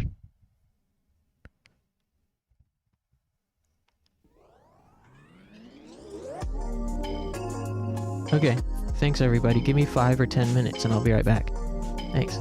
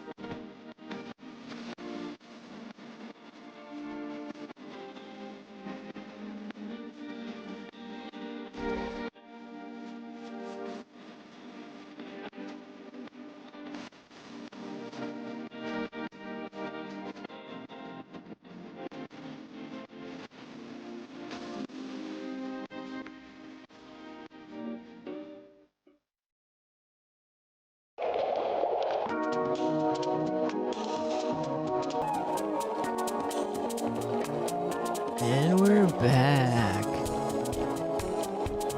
Hey, thanks for waiting.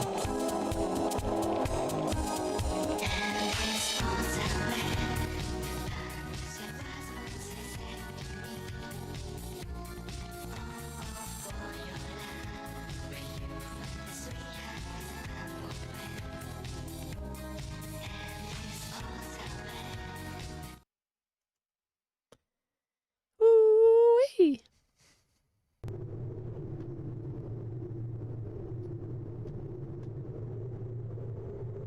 Boy, I sure am excited to hit the road tomorrow. Hi, backward Mahina. The hive mind known as Mahina. I wonder what time I'll leave tomorrow. I don't necessarily want to feel like, oh, I gotta get up super early. But definitely the earlier I can leave, the better. If I could leave at 9 a.m., that'd be freaking sweet. But I don't know. I'm parked in a spot now that's no parking, where I'd have to normally move. How do I say this? Right now I'm parked in a no parking from 9 a.m. to 10:30 a.m. spot. So typically I would either, first of all, not be parked there. If I had to go to work, I would either have to wake up at like 6 a.m. to move my car, because that's the only other time where there are spots easily accessible. Because if I were to try to move at like 9 a.m., it'd be difficult to find a spot. So I would either wake up at like 6 a.m. and move my car, or I would just leave town at 9. So I kind of need to feel it out later, how easily I fall asleep. If I'm up and it's still like 3 a.m., I'd be like, well, I guess I ain't leaving at 9 because I can't really get a quality sleep. You know? I'd have to just fucking... I don't know what I'm talking about. Why are you guys here? Who are you? Who are you people?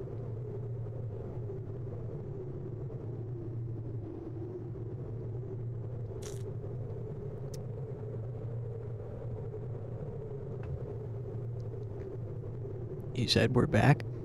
And did I lie? We're back, right? Are we?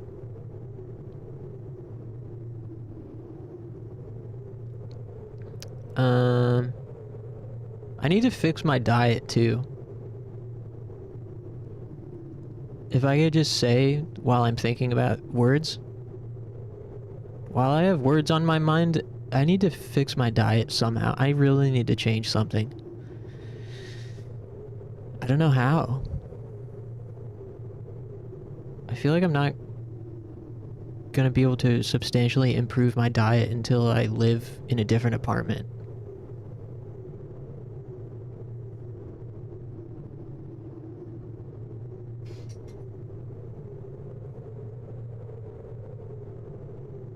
I should get back into eating hummus. I should get back into picking up hummus at the grocery store. The problem with me right now at this point in my life is I can't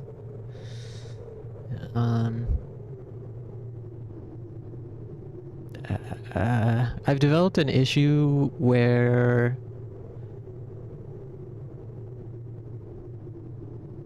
eating food at home is kind of an uncomfortable chore for me. That's why I eat sandwiches and bagels and things that are really easy to make and I don't have to eat in one sitting necessarily. Like, I can make it and then just keep it next to me.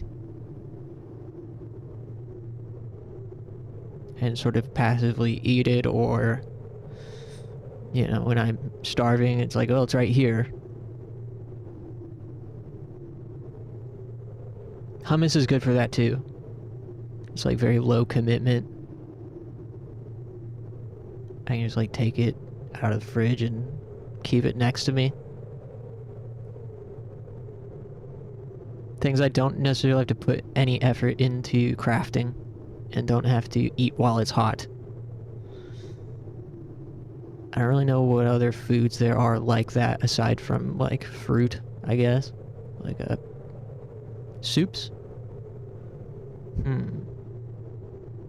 Really?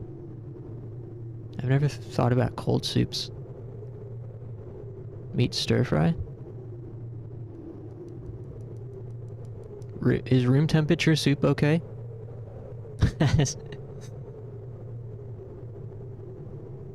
The idea is I'm looking for foods that can just sit next to me and that I don't have to put any effort into making.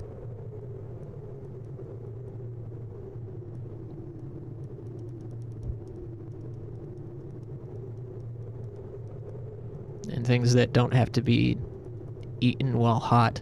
Like pizza, you know, like I love pizza, but who wants to eat room temperature pizza?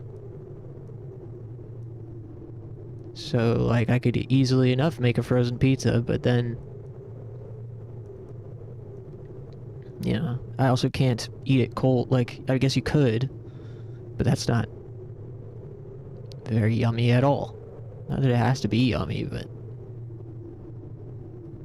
maybe it's less yummy and more gross. Cold pizza, to me. This is what it is. Things I don't have to put any effort into making. Things that can be eaten cold or room temperature. And something that is not bread. What foods are there like that? Besides sandwich, banana,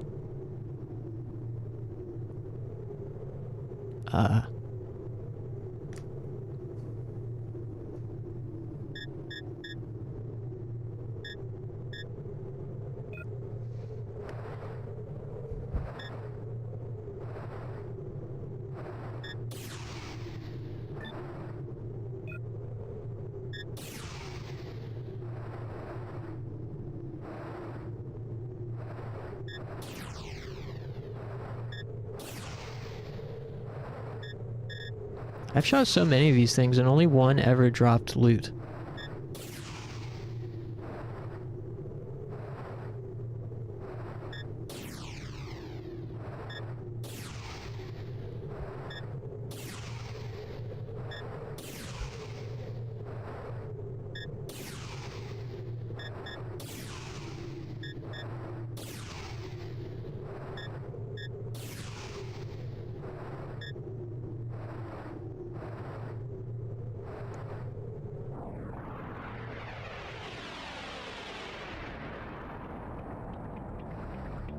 I don't recommend the bagel diet,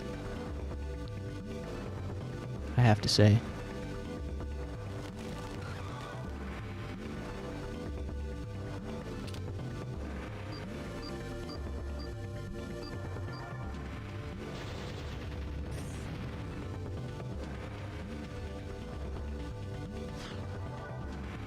It's not great for your insides. The bagel sandwich diet.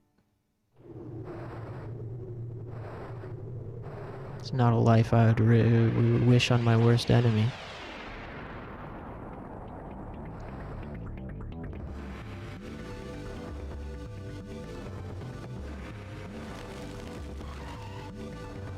Dang. They're beating up my boy. Hey, welcome back, A2. I was just asking,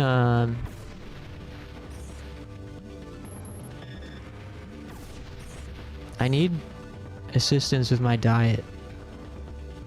Like, what foods are there that require no effort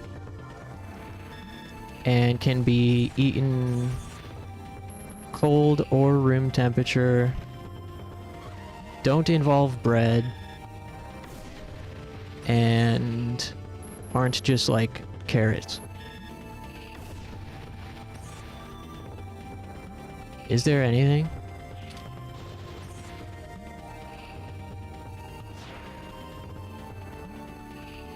Pescatarian diet? Burritos? Burritos is not a bad idea. Although burritos do take effort, like I'd have to make the beef. Like I'd have to cook burritos. They are gonna get fine cold though, I will say. Like, it would be... Like, I would love to get back into making burritos and tacos. I love my tacos. My beef tacos are fire. It's one of my favorite foods, is my own tacos. The only issue is a couple of things. One is I really don't like my kitchen currently. Two is I've developed a mental illness where I really don't want to eat at home. So, like, the idea of getting up and cooking and spending time doing that, I simply can't do it right now at this point in my life currently. I just can't bring myself to do it. I've tried. That's why I've gotten into the bagel sandwich diet. It's because it takes 2 seconds and I don't have to eat it right away. I can just like have it until then I'm starving and it's like it's right here. Might as well eat this. You know? Apple peanut butter. Hey, I like the sound of that. Only problem with apples for me is I really hate the skin. I should get like a apple peeler or something. Like an apple slicer for little kids. Apple plus peanut butter is pretty cool though. Sweet bell peppers? I don't know. Yeah, that's the thing, is I don't like peppers as a vegetable unless it's in something else and I can't tell that it was once a whole thing. I hate most vegetables, sadly. I have ARFID. You guys know what ARFID is? My brain doesn't interpret a lot of food as food. Especially something like a pepper. To me, it looks like something that you'd find in the gutter. It might as well be a bug. I don't want it to be like that. That's just how it is. It'd be like someone asking you to eat shit. And they're like, it's food though, it's good. You're like, no, that's not something I'm supposed to eat. Like, that's shit. That's poison.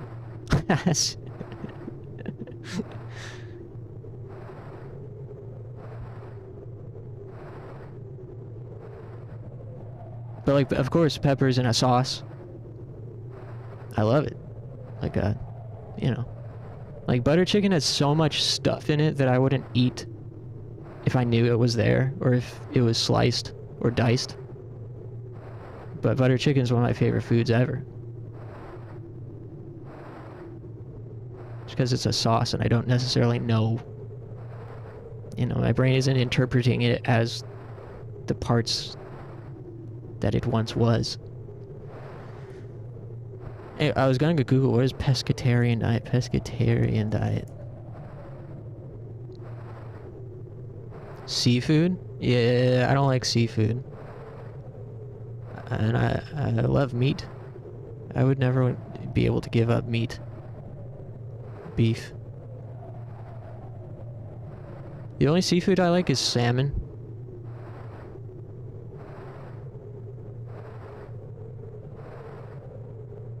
And I can't tell that it was a fish. I can't be able to tell. No skin. It needs to be just like a sliced salmon, baked or something. I feel like apples are 10 times tastier when they're sliced. Yeah, I don't like biting into an apple. It's like, I feel like it gets stuck in my teeth immediately and I despise the skin. Protein shakes are pretty good. I used to do, another thing my ex was good about, was she was a foodie.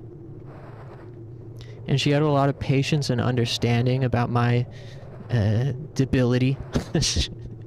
She had a lot of patience and understanding of my palate and was able to introduce me to things. She introduced me to so many foods. Just because they were like, going to restaurants that I never would have gone to myself out of anxiety and fear of not knowing and not knowing what, not wanting to embarrass myself, all these different fears and stressors. She was able to be like, I think you'll like this, you should try it. And to do it in a way that was very delicate and sympathetic. And so I would try it, and if I liked it, great, then there's a new thing in my roster. And if I didn't, she was like, no biggie. No judgment. I think to her it's probably fun. It's probably like a game. But anyways, she developed a recipe for me for Soylent. A Soylent shake. It was like, I don't remember, Soylent, peanut butter,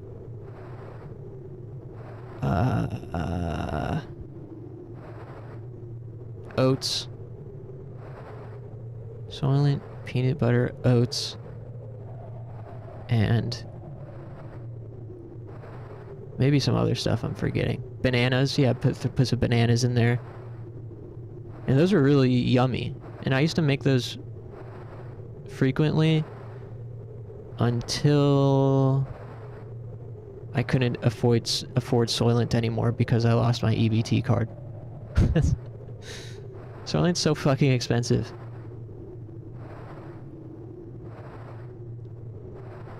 Grapes or granola bar? I don't like grapes. I do granola bars all the time though. I should, although I don't really get healthy granola bars, they're essentially just candy and I just have them so I don't starve and can put off eating. Literally, granola bars are just so I don't have to eat. Luna bars? Luna bars? Never seen this before. I'll keep an eye out. Are they actually nutritious? I think Soylent's tasty. I think Soylent, even on its own, tastes good. But then the Soylent shake is even better. It really tastes like a milkshake. You know, I mean, it's got extra peanut butter and bananas and shit in it, and a teaspoon of like olive oil in there. It's really scrumptious.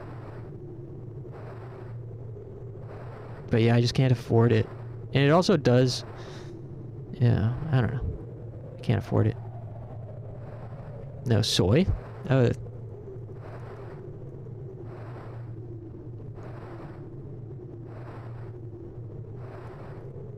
Soylent, not Soylent Green, but yeah, Soylent meal replacement shake.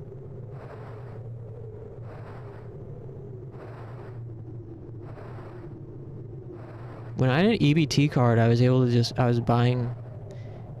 would order a case of Soylent off of Amazon.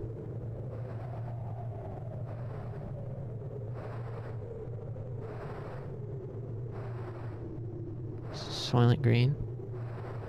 Yeah, is it like for shitting?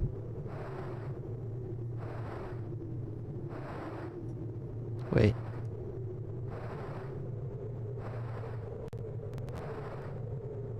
Oh, the movie Soylent Green? I don't know. I don't know what you're talking about. How's it going, Darkbold?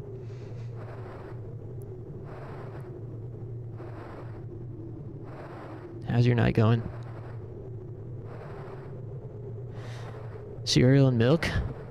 Cereal and milk is good, but you can't like let it sit because then the cereal gets soggy.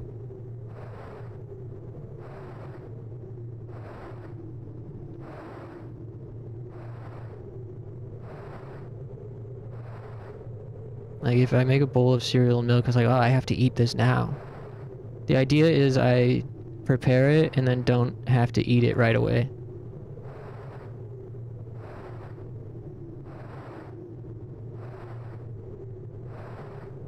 Or can eat it like over time. Basically, women's marketed branch of Cliff Bars. If you've ever had those. I've probably had a Cliff Bar before, but I don't remember. I'd rather see someone eat pork than to have copious amounts of soy.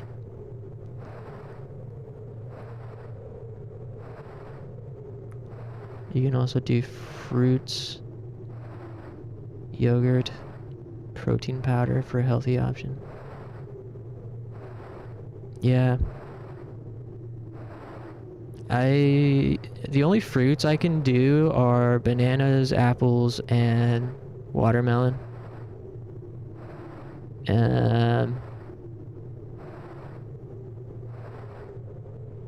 But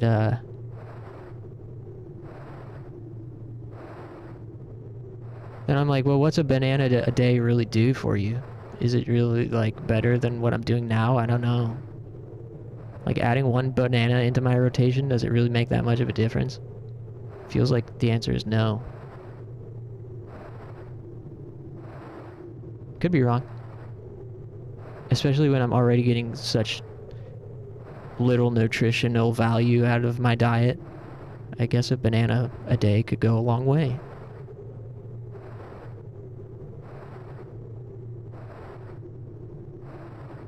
Soylent Green, the movie from the 70s where people were eating this Soylent Green product and it was revealed humans were recycled and turned into this food.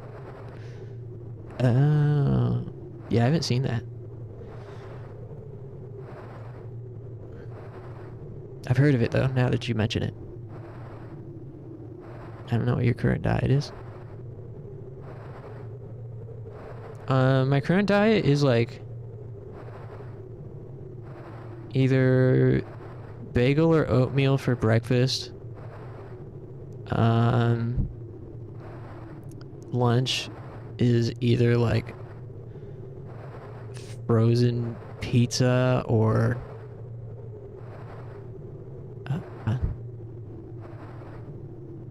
ramen or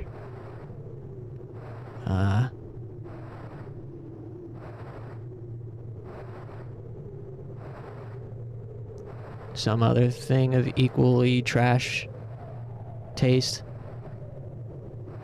And then at night, either a sandwich or a bagel. But if I eat a bagel in the morning, I don't eat a bagel at night.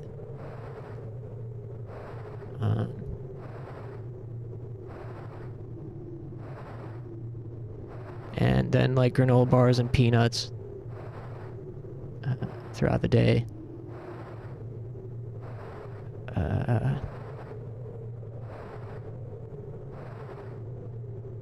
The only time, then I'll usually like eat more substantial food if I'm out working, like on karaoke or traveling. That's when I'll usually eat something more substantial, like a real full meal. Chicken and rice. Korean fried chicken. Butter chicken. Burger. You like peanut butter, whey protein, can add that to your oatmeal. There's some fruits you like on the oatmeal. Yeah, I could get into that. I think if you're starting out a new diet, it would help to get daily vitamins to help you at least not feel all drained and stuff. Yeah, I should get back into taking like a multivitamin or something. But yeah, I'm not necessarily looking for a new diet per se. I'm just looking for more to add into the mix that fit with my current lifestyle. I'm not trying to change my lifestyle necessarily right now. It's just I need something else in the rotation of lazy, easy foods that you can pick at. Lazy, low commitment foods that you don't have to eat in one sitting and can like pick at. Such as like I was mentioning earlier, like hummus. Like just having like a thing of hummus to dip either like some chips or bread into. But I need to freaking need something else besides bread. I eat too much bread these days. I think it's causing issues. Oatmeal is good though. You should look into some meal alternative products like Huel. Shake and drink and it actually fills you up. It gives you all the nutrients. It's to be about 275. Stay behind them. 275 a meal. Hey, that's not bad.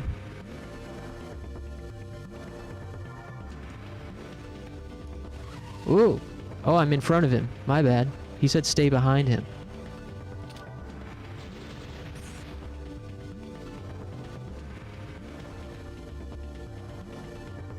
Yeah, I was saying earlier, I used to do these really nice Soylent shakes. But then I stopped being able to afford Soylent.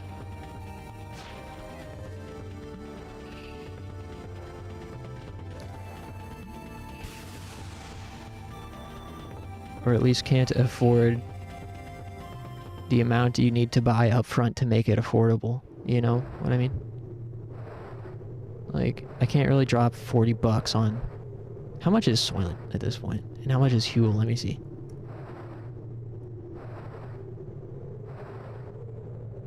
Yeah, see, I can't drop $50 or $70.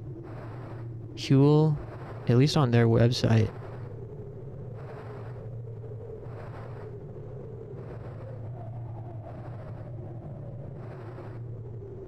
Like this one product I'm looking at is $56.30 for 17 meal replacement shakes. This is... That does remind me, I used to do this, like, AG Greens, or, yeah, is it AG Greens? I used to do AG1 Greens, super green supplement, not AG1, but like an alternative, similar to like the Huel Greens. I used to get those off Amazon of a cheaper brand. Who knows what it was they were putting in it. I don't know if I really noticed a difference. I was on that for like quite a while. I don't know. Maybe I should try it again. I used to do super green supplements. Like as the powder and just make it into a quick shake. Quick, whatever. Maybe I should try that again before hopping back on the Soylent train.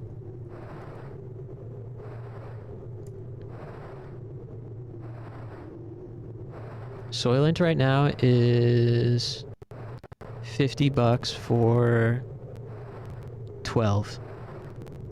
See, I can't. I don't think I can.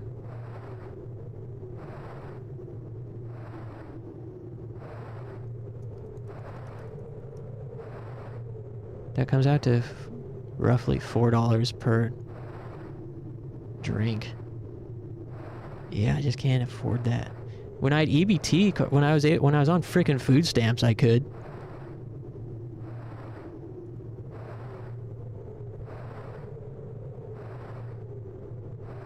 He was alright. At least there's no soy. Soy will make you weak.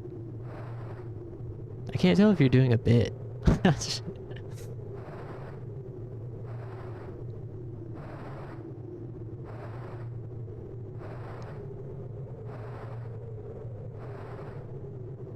But I agree.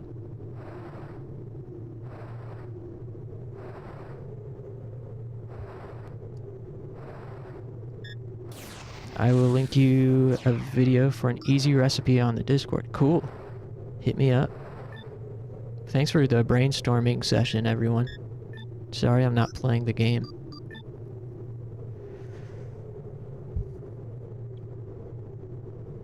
I wonder if we should we switch back to some Raw Danger yet? The only problem with Raw Danger is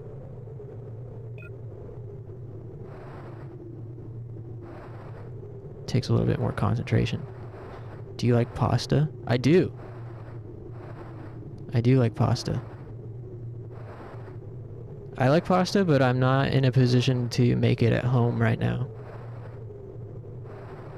So I need to avoid, like, I'm looking for things that will allow me to avoid using my kitchen.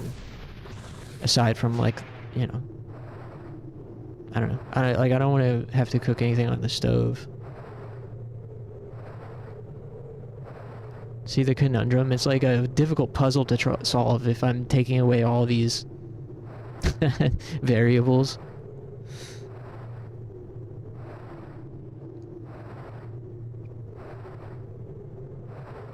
I'm not doing it. Soy doesn't have the amino acids to supplement your body. I mean, it can't be that bad.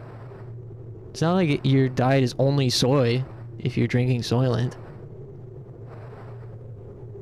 But I literally don't know anything about nutrition.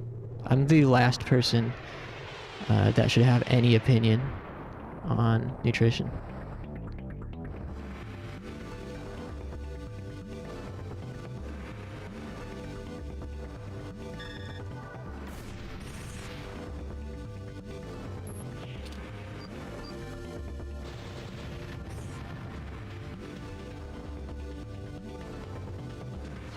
I think if your diet was majority soy, if you were on a soy diet, then I could see there being an issue, but there'd probably be an issue with any sort of high concentration of one thing, right? Too much protein isn't good either.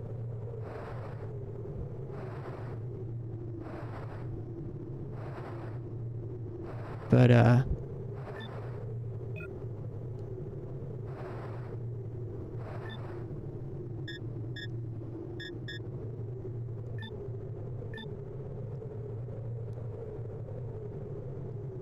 I think I mean I've heard that before though, that soy messes with your hormone balance.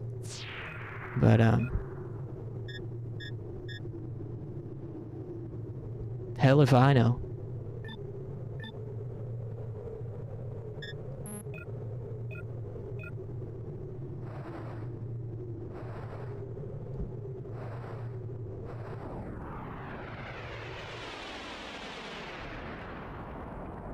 I think a good start for me would probably just get back into like a super green supplement of some kind.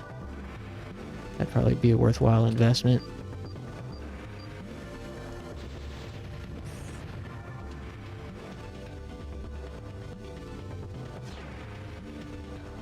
Super green supplement and maybe like throw some more bananas into my diet. Maybe look for like a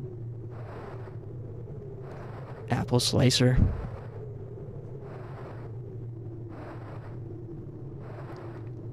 As much as I love peanut butter though, I've noticed it kind of like makes me bloated sometimes. More often as I've gotten older. Does anyone else ever get bloated from peanut butter?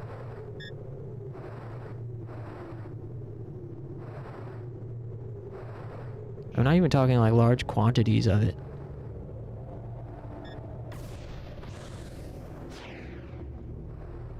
Hey, what's with the music? There's some ominous music suddenly.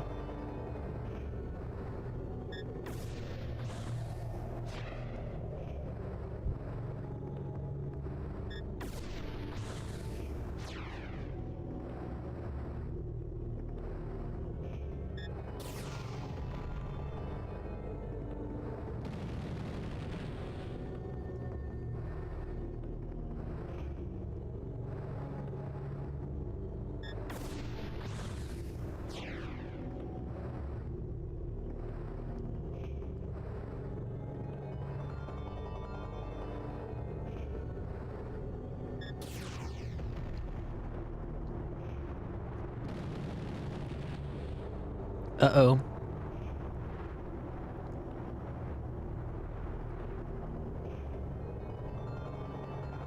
I just caused a tornado.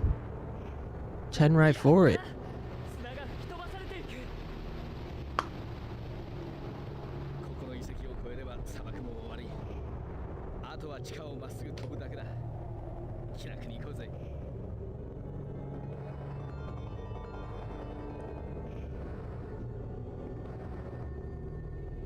Make sure I didn't miss any treasure chests.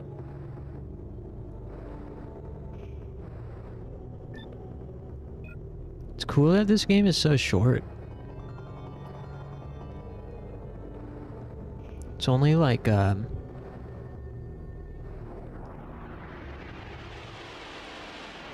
supposedly 12 to 15 hours long, which is very short for a JRPG.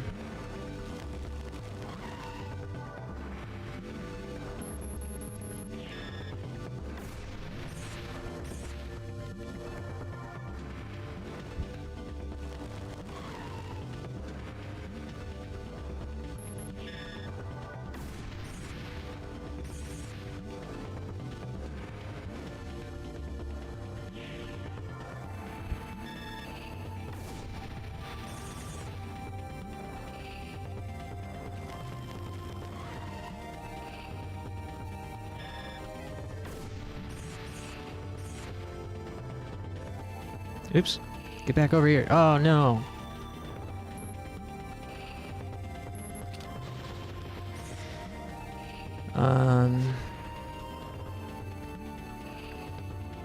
I was mentioning last time how this game has literally 90 minutes of FMV cutscenes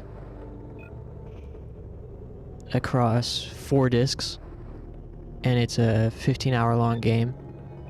Compare that to Final Fantasy VII, which came out 1 year before this game, has 50 minutes of cutscenes, but has like 40 to 60 hours of gameplay across 3 discs. Is that kind of some crazy stats right there? This game came out only 1 year after Final Fantasy VII. Came out on a weaker console. Has 1 more disc than Final Fantasy VII has. Almost doubles the length of cutscenes. And is like a quarter of the length total.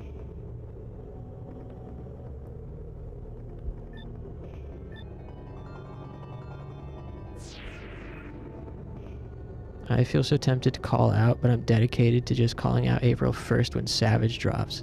Yeah. Stay disciplined. It'll be worth it to wait.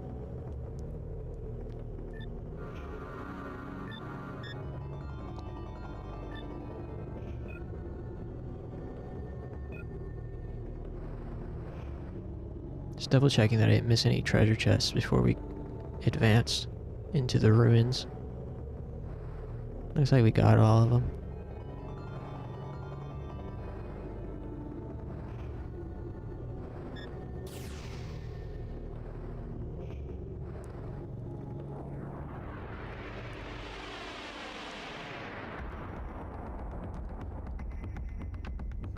Oh, this game... おい、地下にこんな空洞があるなんて。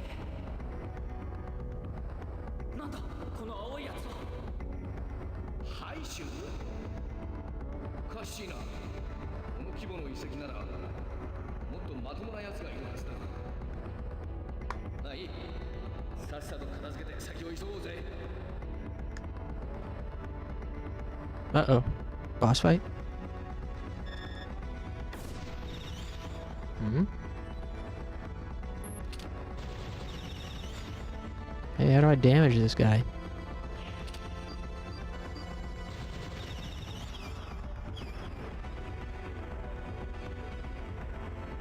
This game also doesn't have any pre-rendered backgrounds. It's entirely 3D rendered. Which is pretty fucking crazy for a game that came out in 1998 on Sega Saturn. Like a JRPG.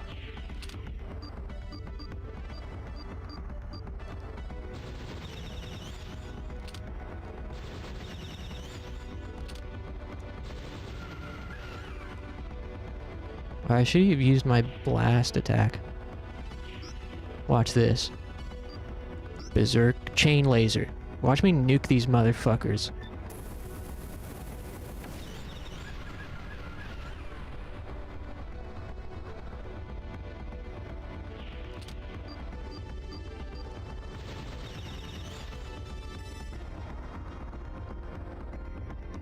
Uh-oh. The turtle is mad because I killed his friend. Metabolize. Mobile form? He's transforming? This fucking guy's a transformer.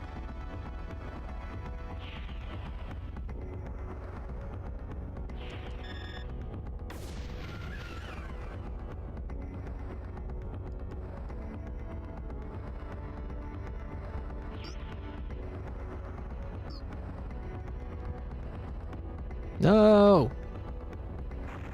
Mistake.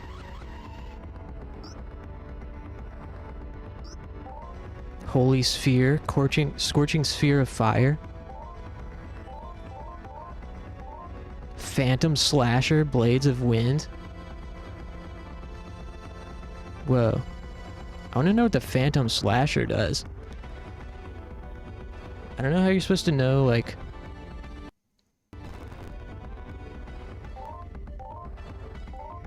Spiritual class? I don't know how you're supposed to know, like, what element the enemy is. But let's try Blades of Wind, Phantom Slasher. Whoa. Cool. That did a crap ton of damage.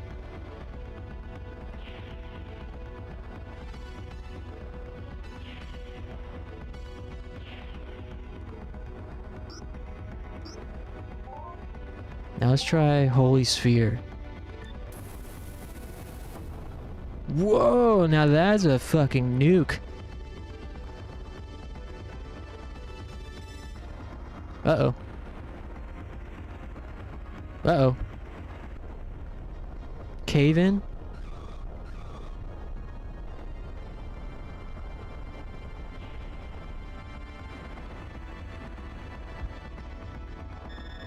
Uh-oh. Wrong button. Defensive form. The boss fights are pretty nice. Parasites? Aw, great. I gotta fight his turds now, too.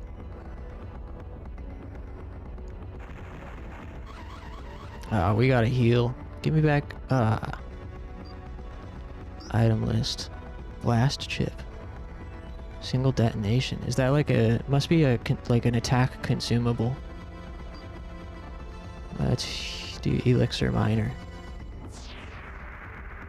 And then chain laser.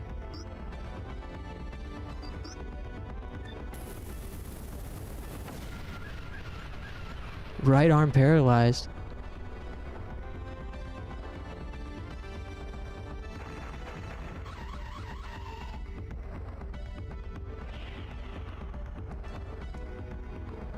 Parasites.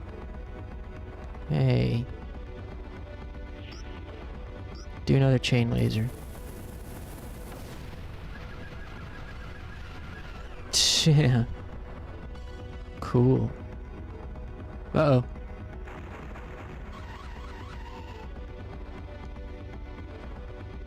You should heal again.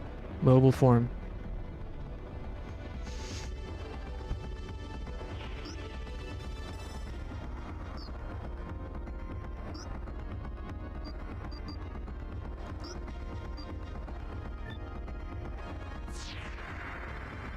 Okay.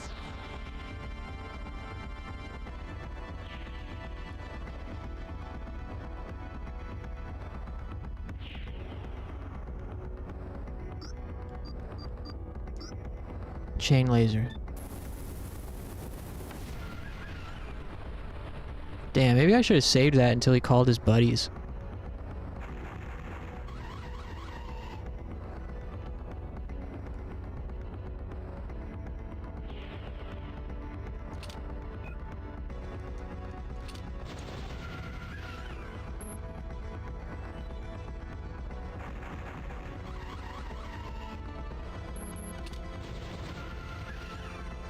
He's almost dead. Get it to his rear.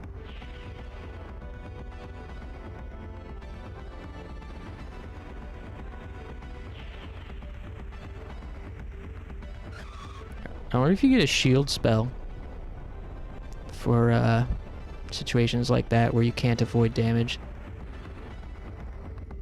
Okay, get to his front. And I'm gonna frickin' do it combo complete form. Uh-oh. Phase 2. Hey, why did it put me behind him? Hey, let me get in front of you.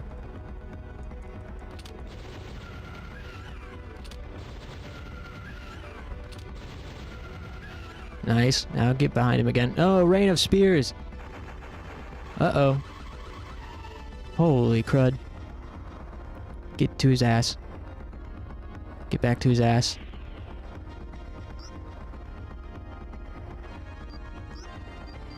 Go ahead and use replenish by 500.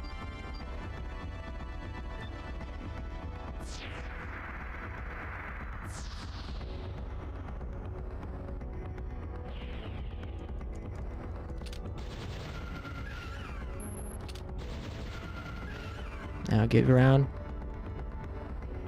Okay. Combat's so cool in this game. Come on. Now get to his ass again. Ah. Holy sheesh.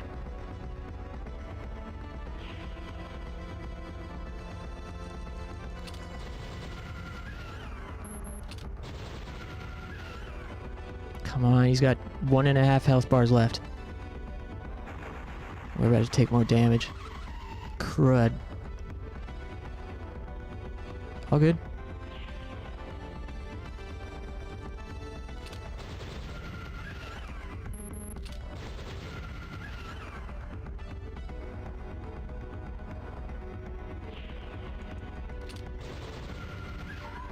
Nice. He moved me right where I wanted to be.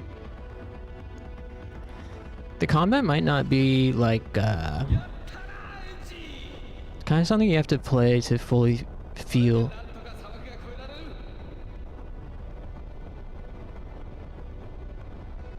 Because you know, it's a big part of it is positioning.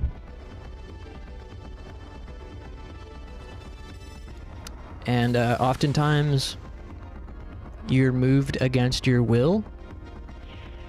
And so it's kind of like a tug of war of getting to the correct position while still... Whoa! Model change. Dragon Valiant Wing. Whoa, look at all these. Type select ability activated. Dang. Our dog evolved. Look, he looks cool. よしあれ Sorry, I'll catch up on chat in a sec.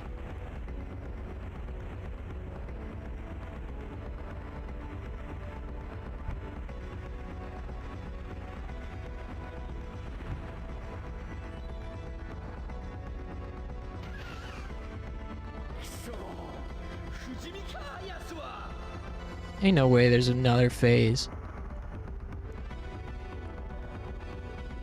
I bet we're gonna dip.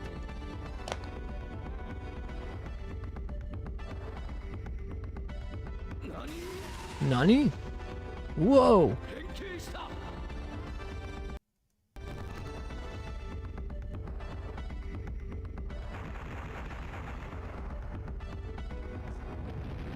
Hey, that's what I was asking earlier. Do we get a shield? It seems that we do, indeed. Wow, cool helmet. Whoa, his nose is growing. Holy crap. That is so badass. Wow. That rules. That's sick. He went Super Saiyan. Sugoi. It morphs into different types of dragons? This must be the one. Eh? Nothing.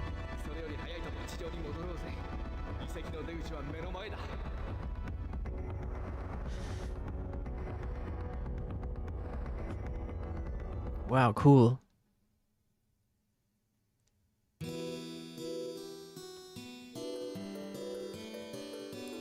Oh, funny coincidence, A2 was talking about going Super Saiyan 2. おかげでなんとか生き延びられそうだ。シーカーってのは冷たいやつが多くてな。約束の時間までに着かなかったやつは死んだことにされちまうのさ。This game's great. もうそうだ。 I understand そいつを持って東に飛びな。 why it's had such a それを見せれば lasting reputation. まあ、ドラゴンを隠していったらの話だけどな。短い間だったが面白かったぜ。またお互い生きていたらどっかで会おう。 Pound it.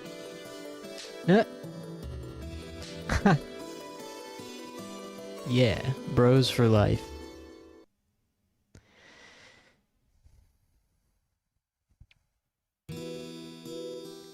Anyways. Bruh, they took the only help I had and put him in another part of the building? Oh man, so you got extra work then? You got a cover.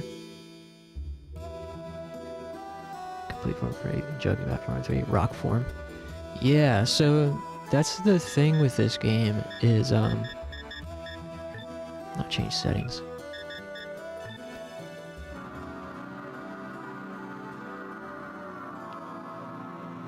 Yeah, so see how I'm morphing the dragon into different guys? You've got this like slider thing in the middle.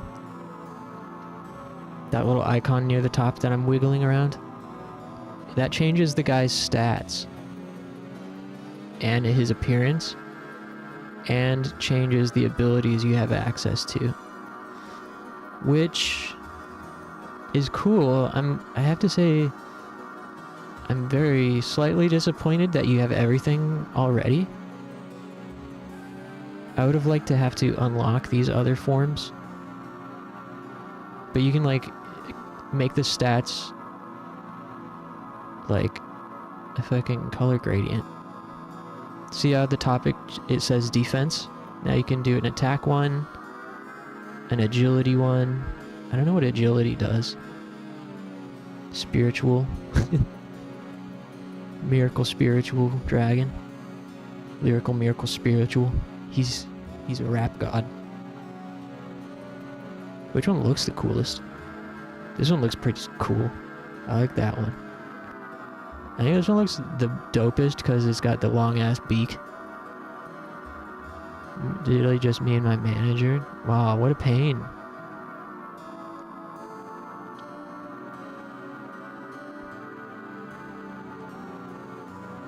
How do I get it back to like 100 and everything?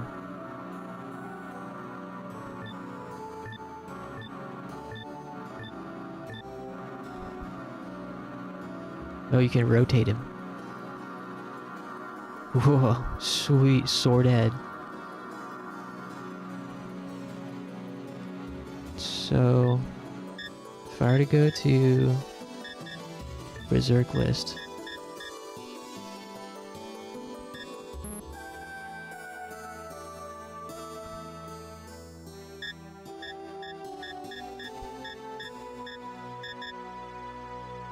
I don't fully understand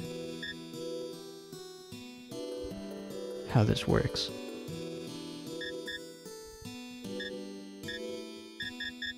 Full gauge class, that means it uses 3 bars, I think, but no BP. So do you unlock... So by leveling while in different forms, do you unlock different skills? Like this one's agility. These are... So, like, this is attack class. So if I were to level up my dragon, my dog, well, he's ranked as an attack helicopter class. That means I learn more attack class skills.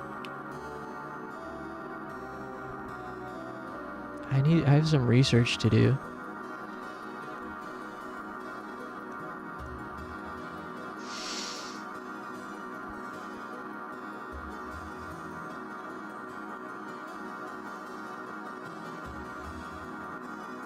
I gotta know how this works. I don't want to like waste levels if it's the skills you learn are dictated by which class you're currently using.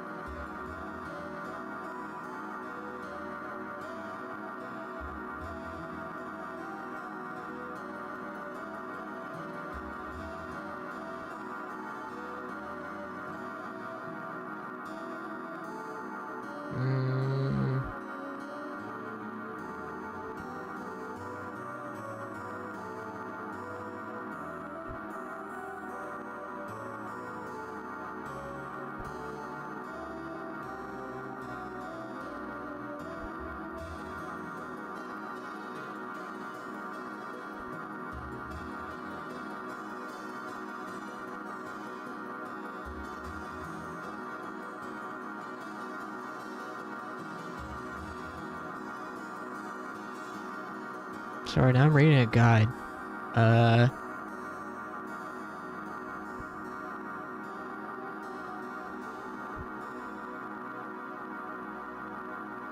Okay.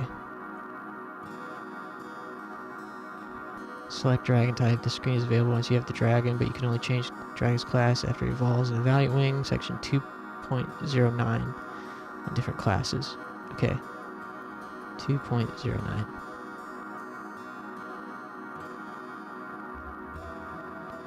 In more traditional role-playing games, your character often belongs to a distinctive class. Your class has strengths, weaknesses, and unique abilities.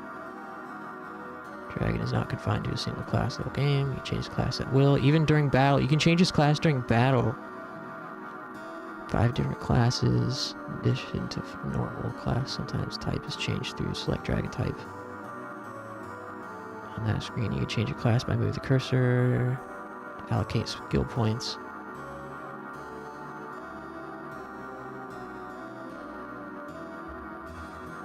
Note that your dragon's class only makes a difference in battle.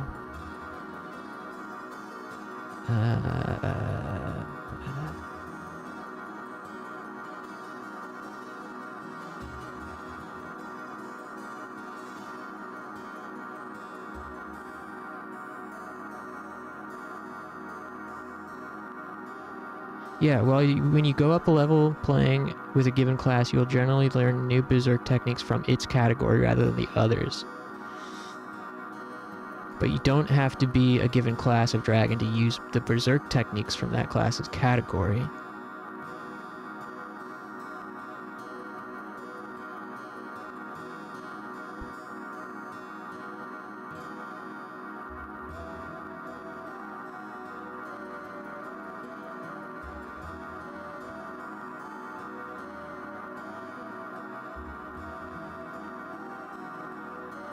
I could be here all night reading this crap. Here, this will be faster if I do. Panzer Dragoon... Oops. Panzer Dragoon Saga. Which class to level?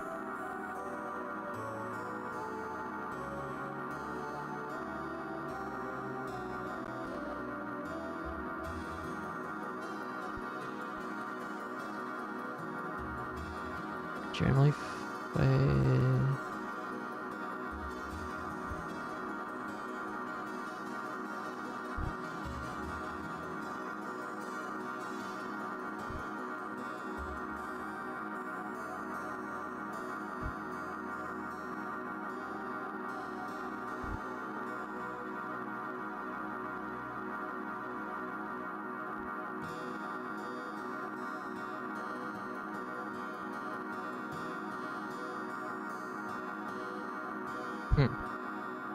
This person says they generally keep the dragon at normal.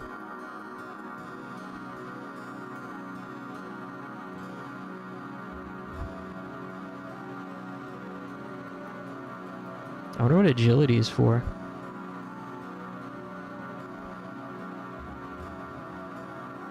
Let's do something like this. Attack power 116, defense 111.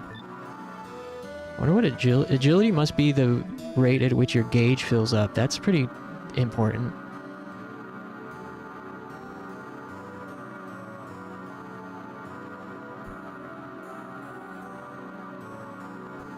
Let's try something like this. Okay. Alright. Nice. I wonder how much longer I'll stream for. I'm having a good time.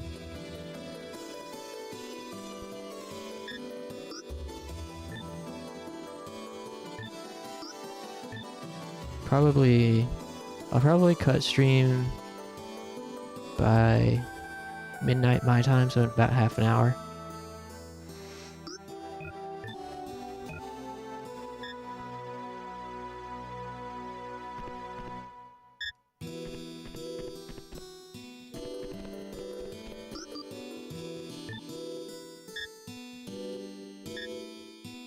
Dragon is responding to me.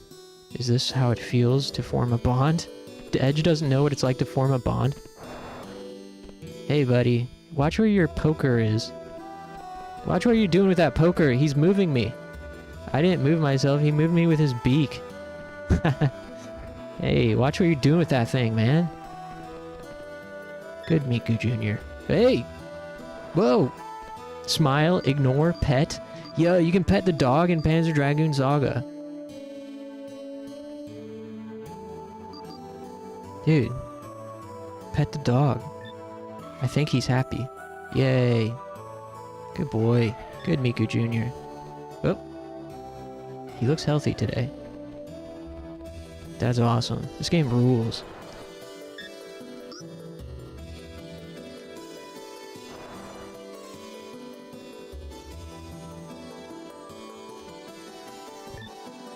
Alright. Well, this probably is where I should call it. I probably should call it here. I'm going to use willpower and discipline. Hey, what's that circle to the right of the level and time? has like the green slice in it. Before it did not have a green slice in it.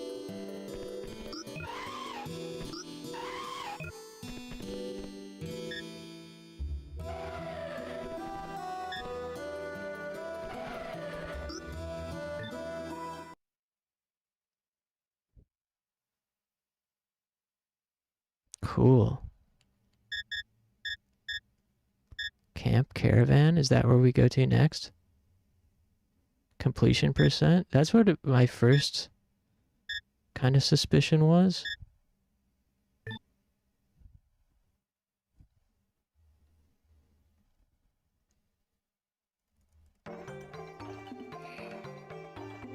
Ooh, we're in a town.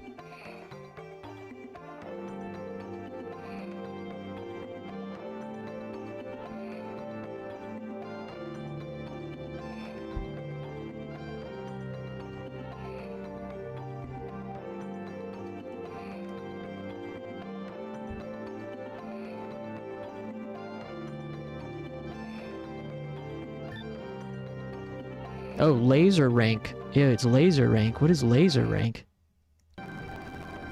Laser rank. 2.07. Looking at a walkthrough. Level up. Model change.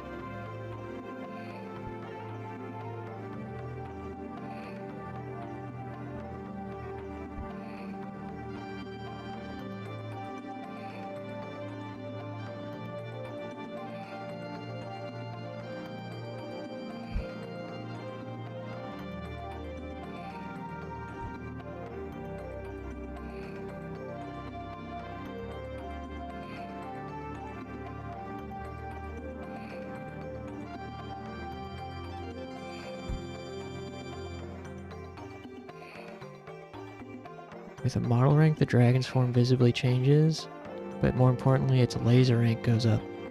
So unlike level ups, which can occur at different times, depending on how well a player is doing, the dragon's model only improves at certain specific points in the game, like how he went Super Saiyan and grew his beak out.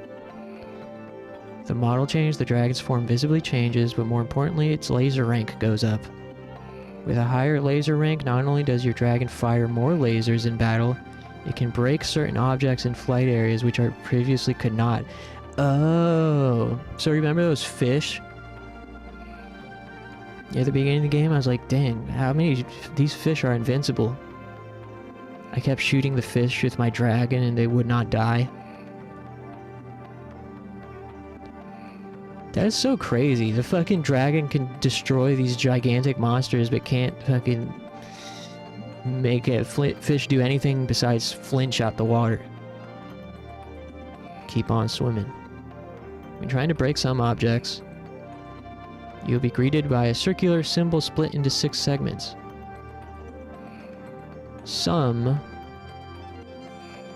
of which will be filled in green. This symbol denotes the laser rank you must have in order to break the object. For example, 4 green segments mean you must have a laser rank of 4.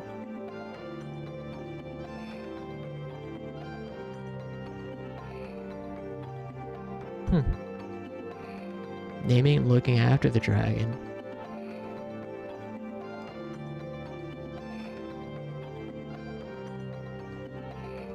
Wow. Wow. Remember when we finally got the opportunity to name the dragon and you had the choice of naming him or not? Apparently, if you don't name him, you can't interact with him at camp and have the option to smile and pet him.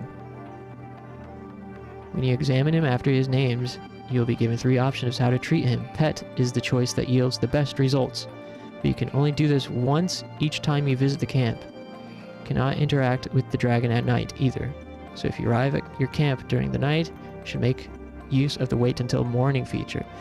Oh, that's what that was for.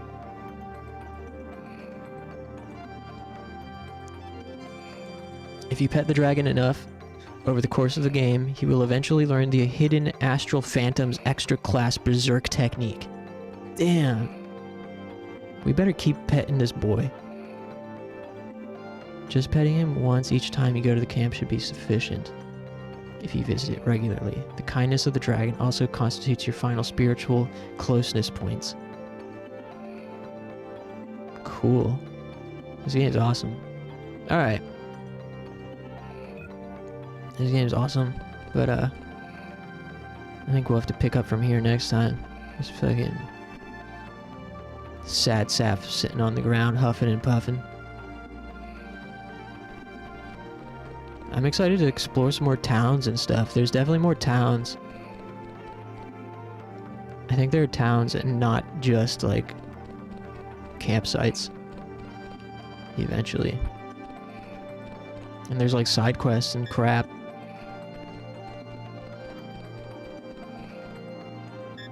The world's barely even opened up to us yet. Cool. I wish I could get a good look at this man's face. Damn. Walking off into the sunset. Alright. Yeah, we'll end this here. I'll be back tomorrow night with something. Either... I don't know exactly what's for tomorrow. I was originally considering like a horror game, like either Fatal Frame or Siren or Haunting Ground. It might also be Kingdom Hearts 2. It might also be more of this and Raw Danger. One of those 4. So, alright. Have a great night, everybody. Thanks for hanging. Win, A2, Funky, Dark Bulb, Mahina, Funny Planet. Am I missing anybody? Anyone lurking? Appreciate you too. Thanks for hanging. And yeah, I'll see you guys tomorrow. Take it easy.